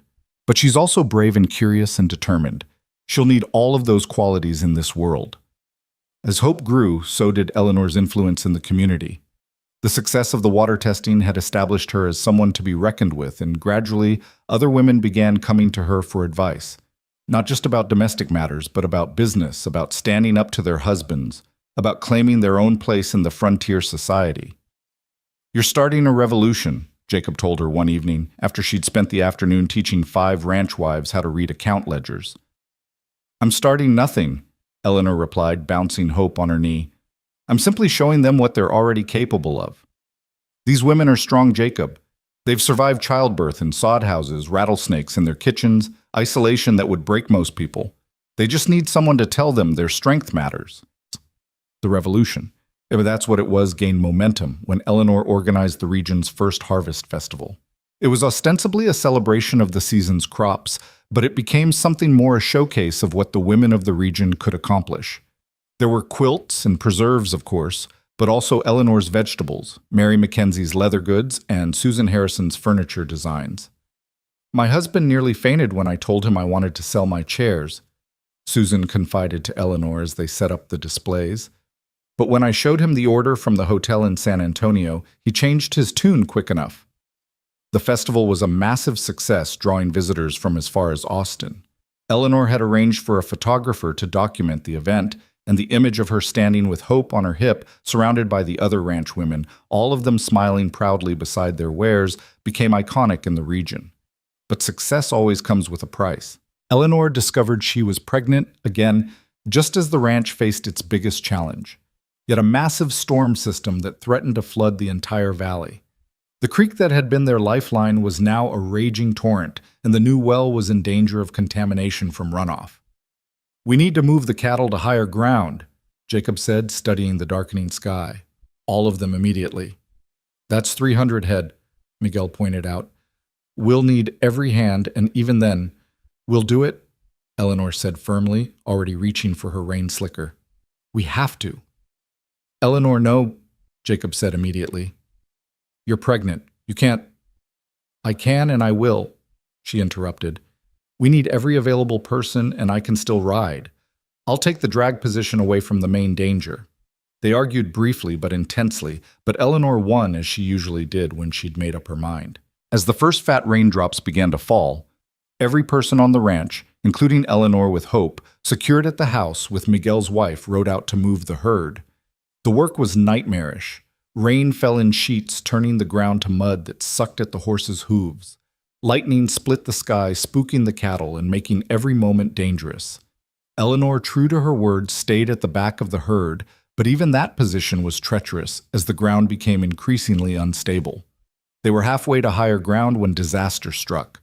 A lightning strike near the lead cattle caused them to wheel back, and suddenly the organized drive became a chaotic mass of frightened animals. Eleanor saw Jacob's horse go down in the mud, saw him roll clear just as the cattle surged toward him. Without thinking, she spurred her horse forward, riding hard through the rain and mud. She reached Jacob just as the first cattle arrived, hauling him up behind her as she'd once done with Sam. But this time there was nowhere to go. They were surrounded by panicking animals. "The rocks!" Jacob shouted in her ear, pointing to an outcropping barely visible through the rain. Eleanor turned her horse toward it, the animal responding to her desperate commands despite its own fear. They made it to the relative safety of the rocks, just as the main body of the herd thundered past, close enough that Eleanor could feel the heat of their bodies. When the chaos finally ended, when the cattle had been gathered and moved to safety, Jacob and Eleanor stood in the rain, holding each other, both shaking from the close call.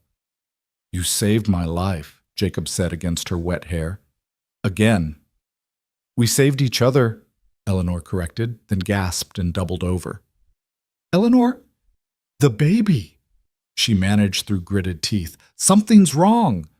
The ride back to the house was a nightmare of a different kind. Eleanor clung to consciousness as Jacob rode hard through the storm, shouting for Miguel to fetch the doctor. By the time they reached home, she was pale and bleeding, her body trying to expel the child too soon. The doctor worked through the night with Jacob pacing outside the bedroom door and Hope crying for her mother. When dawn finally broke, the storm had passed, but Eleanor had lost the baby. She woke to find Jacob beside her, his face haggard with worry and grief. "The baby?" she asked, though she already knew from the pain in his eyes. "Gone," he said roughly. "But you're alive. That's what matters." Eleanor turned her face away, tears sliding silently down her cheeks. It was the first time Jacob had seen her cry since they'd met, and it broke his heart. The recovery was different this time, not just physical, but emotional. Eleanor went through the motions of daily life, but the spark that usually animated her was dimmed. She held Hope closer but seemed distant, as if she was physically present but mentally elsewhere. "She blames herself," Mary Mackenzie told Jacob when she came to visit. "She thinks the riding the strain of the storm caused the loss." "That's ridiculous," Jacob said. "The doctor said it could have happened anyway." "Since when has logic ever helped with grief?" Mary asked gently. It was Hope who finally broke through Eleanor's depression.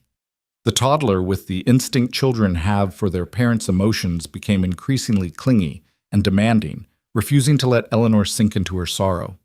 One afternoon, as Eleanor sat listlessly on the porch, Hope brought her a handful of wildflowers crushed and wilted from being clutched in small fists. "Mama, pretty," Hope said, trying to stick the flowers in Eleanor's hair. Mama smiled.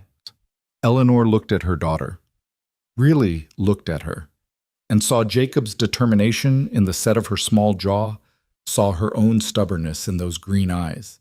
This child needed her mother not just present, but truly there. "Yes, sweetheart," Eleanor said, pulling Hope into her lap and breathing in her little girl scent of dirt and sunshine. "Mama will smile." The healing wasn't immediate, but it began that day. Eleanor threw herself back into ranch work with renewed determination, as if trying to prove that the loss hadn't broken her. She expanded the garden again, started a correspondence with an agricultural college about improved irrigation techniques, and began teaching Hope her letters, despite Jacob's protest that she was too young. "She's never too young to learn Eleanor insisted, watching Hope carefully trace an A in the dirt. "Knowledge is power, and I want our daughter to have all the power she can get." The ranch prospered despite the emotional setback. The cattle they'd saved from the flood commanded high prices. The garden produced enough to supply 2 restaurants in San Antonio, and their horses were gaining a reputation for quality throughout Texas. Then came the letter that changed everything. It arrived on a Tuesday afternoon, delivered by special courier from Austin. Eleanor read it twice, then handed it to Jacob with shaking hands. "What is it?" he asked, alarmed by her expression. "My aunt in Boston died. She left me everything, the house, the investments, nearly $50,000. Jacob stared at the letter, the sum staggering. It was more money than most people saw in a lifetime, enough to transform the ranch into an empire or to leave it entirely. "We could go back," Eleanor said quietly, "to Boston. Hope could have the best education, the opportunities I had. We could live in comfort without the constant struggle." Jacob felt his heart stop. After everything they'd built, was she really considering leaving? Eleanor must have seen the fear in his face, because she quickly continued, "Or we could use it to build something extraordinary here. Buy more land, improve the breeding programs, maybe even start that school you've heard me talk about." "What do you want?" Jacob asked carefully. Eleanor looked out over their land at the garden she'd coaxed from stubborn soil, at the cattle grazing peacefully, at Hope, playing in the yard with a stick she was pretending was a horse. "I want to stay," she said firmly. "This is our home, but I want to use this windfall to make it better, not just for us, but for everyone. A school where girls and boys can learn together, a medical clinic so women don't have to deliver babies alone, maybe even a library." "That's ambitious," Jacob said, but he was smiling. "When have I ever been anything else?" Eleanor asked, and for the first time since losing the baby, her smile reached her eyes. The transformation of Sweetwater began slowly but deliberately. Eleanor started with the school, a modest building that could hold 20 students. She hired a teacher from Dallas, a young woman named Catherine, who shared Eleanor's belief that education shouldn't be limited by gender or social class. The resistance was immediate and predictable. Several ranchers refused to send their children to a school run by that Turner woman, and Mrs. Pritchard organized a formal protest claiming Eleanor was trying to corrupt the youth with radical ideas. "Let them protest," Eleanor said calmly as she and Catherine arranged desks in the new schoolhouse. "When their children see others learning to read and write and calculate, they'll change their minds." She was right. Within a month, even the holdouts were sending their children to the school, unable to deny the value of education, even if they disagreed with Eleanor's methods. The medical clinic came next, staffed by a doctor Eleanor lured from San Antonio with the promise of a house and steady salary.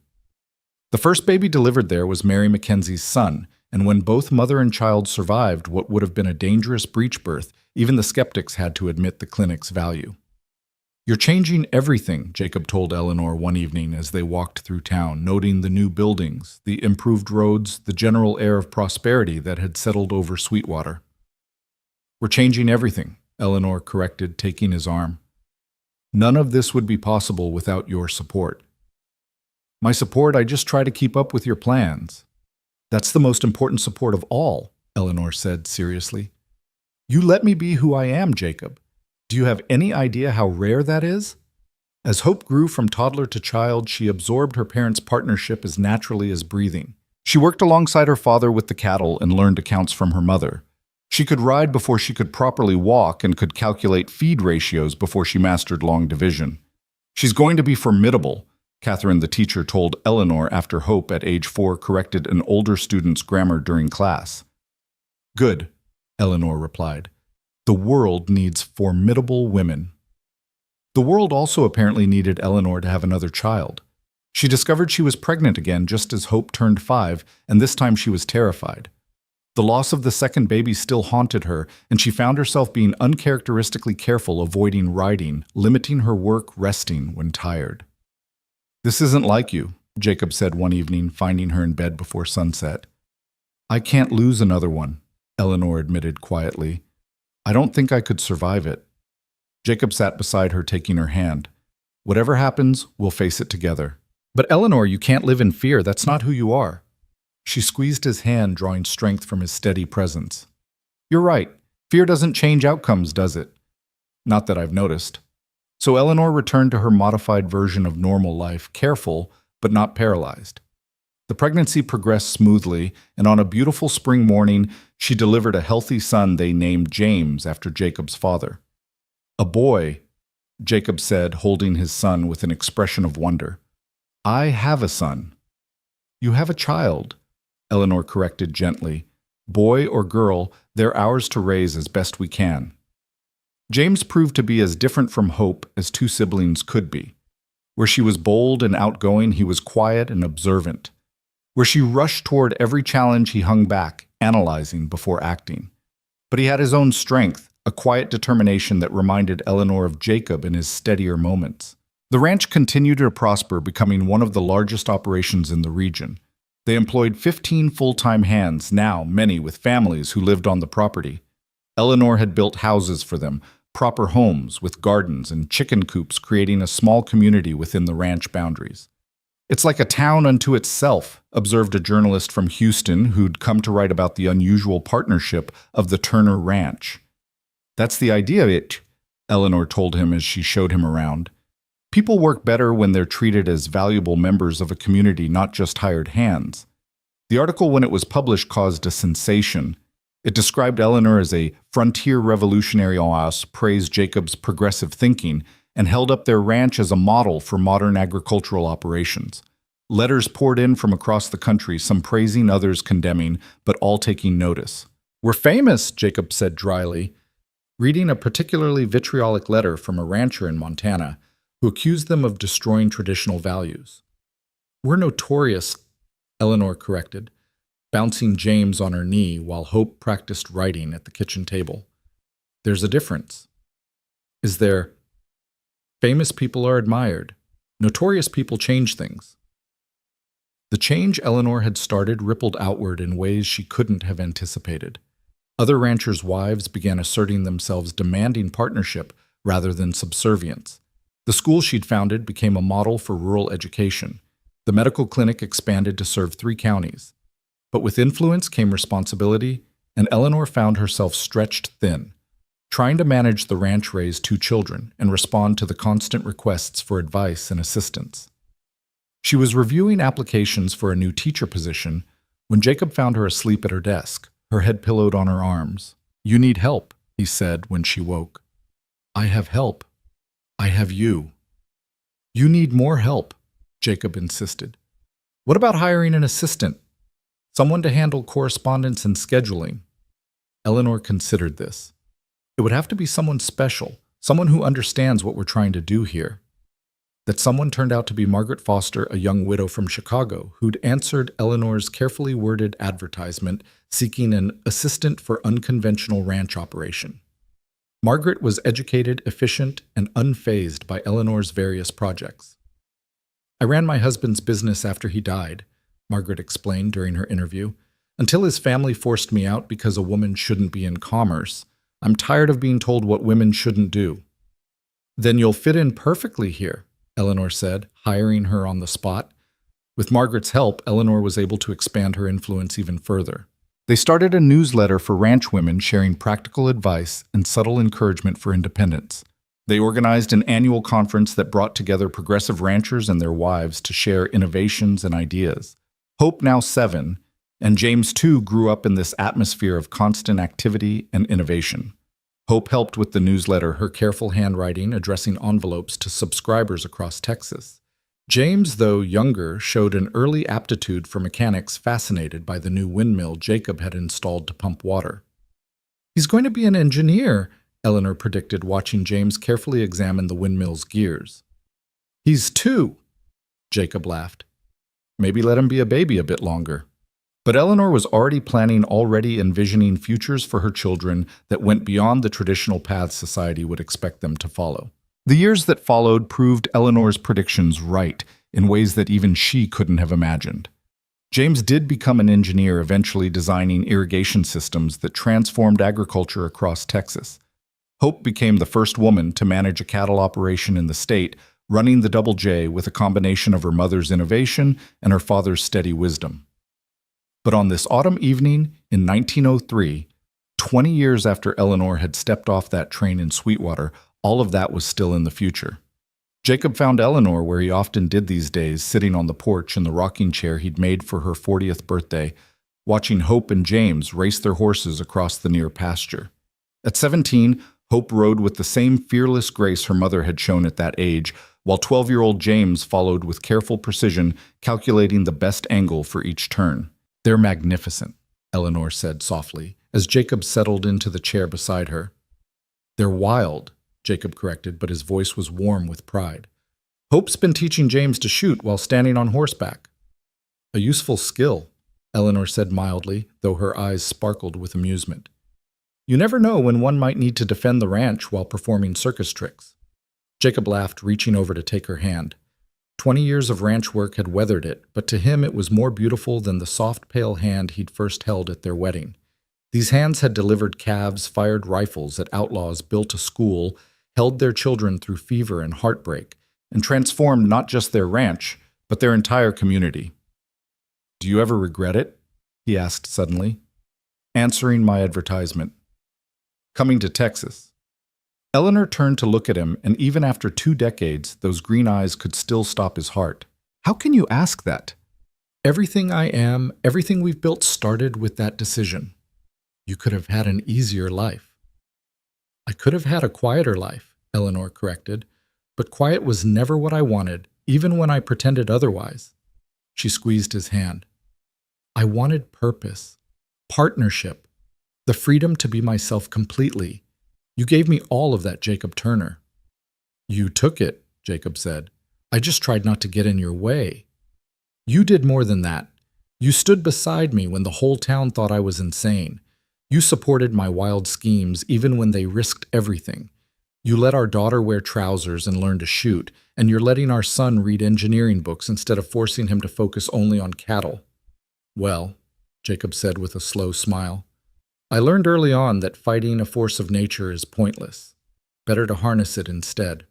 Hope and James had finished their race and were walking their horses back to the barn, arguing good-naturedly about who had actually won. Eleanor watched them with the satisfaction of a woman who had achieved something remarkable not through conquest but through partnership. "Mrs. Pritchard came to see me today," Eleanor said casually. Jacob groaned. "What does the old battle axe want now?" "To apologize, actually." Eleanor's voice held wonder. "Her granddaughter wants to attend university to become a doctor. Mrs. Pritchard wanted to know how I'd raised Hope to be so confident, so capable. She said, and I quote, 'Perhaps I was wrong about some things.'" "Only some things. It's Mrs. Pritchard. We take victories where we can get them." They sat in comfortable silence, watching the sun paint the sky in shades of orange and pink that rivaled Eleanor's first sunset in Texas. The ranch spread before them, not just the original 2,000 acres, but 10,000 now, with innovative irrigation systems, a horse breeding program that supplied the U.S. cavalry and cattle that commanded premium prices from Chicago to New York. "I've been thinking," Eleanor said, using the tone that after 20 years still made Jacob both excited and nervous. "Should I be worried?" "Possibly." She turned to face him fully. "I want to write a book about our story about what's possible when men and women work as true partners. Margaret thinks there would be great interest back east. You want to tell everyone about the wife who wore trousers and shot at outlaws. I want to tell everyone about the husband who let her," Eleanor said softly, "who saw her not as a threat to his authority, but as an asset to their shared dreams. That's the real revolution, Jacob. Not that women can do men's work, but that when we work together, we can build something neither could achieve alone." Jacob considered this, watching their children unsaddle their horses with practiced efficiency. Hope was showing James a better way to check the horse's hooves, and he was listening with respectful attention despite being naturally prideful. They'd learned partnership from their parents' example. "Write your book," he said finally. "Tell our story. Maybe it will help some other man realize that a quiet wife isn't nearly as valuable as a wild one. Eleanor laughed, that rich, genuine sound that still made his heart race. You know what the funny thing is? You did get what you asked for in a way. You wanted a wife who would make your life easier, and I have just not in the way you expected. How do you figure that your life is easier because you're not facing it alone? Every challenge, every triumph, every decision, we share them. That's the ultimate ease, Jacob, not the absence of difficulty, but the presence of partnership. As if to underscore her point, Hope called out from the barn. Papa Mama James found a problem with the windmill pump. They rose together, hands still linked, and walked toward their children. Eleanor no longer moved with the quick, aggressive energy of her youth, and Jacob's stride had slowed from years of hard work, but they moved in sync unconsciously, matching each other's pace. 20 years, Jacob murmured as they approached the barn. 20 years since you stepped off that train and ruined all my plans. Best thing that ever happened to you, Eleanor said cheekily. The absolute best, Jacob agreed, pulling her close for a kiss that made their children groan in embarrassment. As they worked together to fix the windmill, Hope holding the lantern, James explaining the mechanical issue. Eleanor suggesting a solution and Jacob implementing it, the truth of their life together crystallized. They had started as strangers seeking practical solutions to loneliness and survival. They had become something unprecedented in their time and place, true partners in every sense of the word. Later that night, as they prepared for bed in the room they'd shared for 2 decades, Eleanor said, I never told you what I first thought when I saw you at the train station. What? I thought, this man has no idea what he's gotten himself into. Jacob laughed, pulling her into his arms. You were right. I wanted a quiet wife to complete my predetermined life. Instead, I got you, and you created a completely different life, one I couldn't have imagined but can't imagine living without. No regrets? Eleanor asked, echoing his earlier question. Only one, Jacob said seriously. Eleanor pulled back to look at his face, concerned. What? I wish I'd sent for you sooner. She smiled, that brilliant expression that had first undone him and continued to light his world. We found each other when we were meant to, Jacob Turner. Any sooner, and we might not have been ready for what we could become together. Outside, a coyote howled across the Texas prairie, wild and free and utterly untamed. Inside, 2 people who had built an empire on partnership, respect, and the radical notion that marriage could be a meeting of equals rather than a surrender of identity fell asleep in each other's arms. The Double J Ranch would continue for generations, run by descendants who carried forward the legacy of partnership that Eleanor and Jacob had established. The school Eleanor founded would become a model for rural education across the West. The stories of the woman who wore trousers and faced down outlaws would become legend told around campfires and in history books. But in that moment, in the quiet darkness of their bedroom, they were simply Jacob and Eleanor Turner, the cowboy who'd wanted a quiet wife, and the wild woman who'd given him something infinitely better, a life worth living and a love worth fighting for. The last thing Jacob thought before sleep claimed him was what he'd realized that first morning when Eleanor had made breakfast for everyone. Some storms weren't meant to be weathered, but embraced. And Eleanor Hayes Turner had been the best storm that ever blew into his life, transforming the landscape of his existence into something magnificent.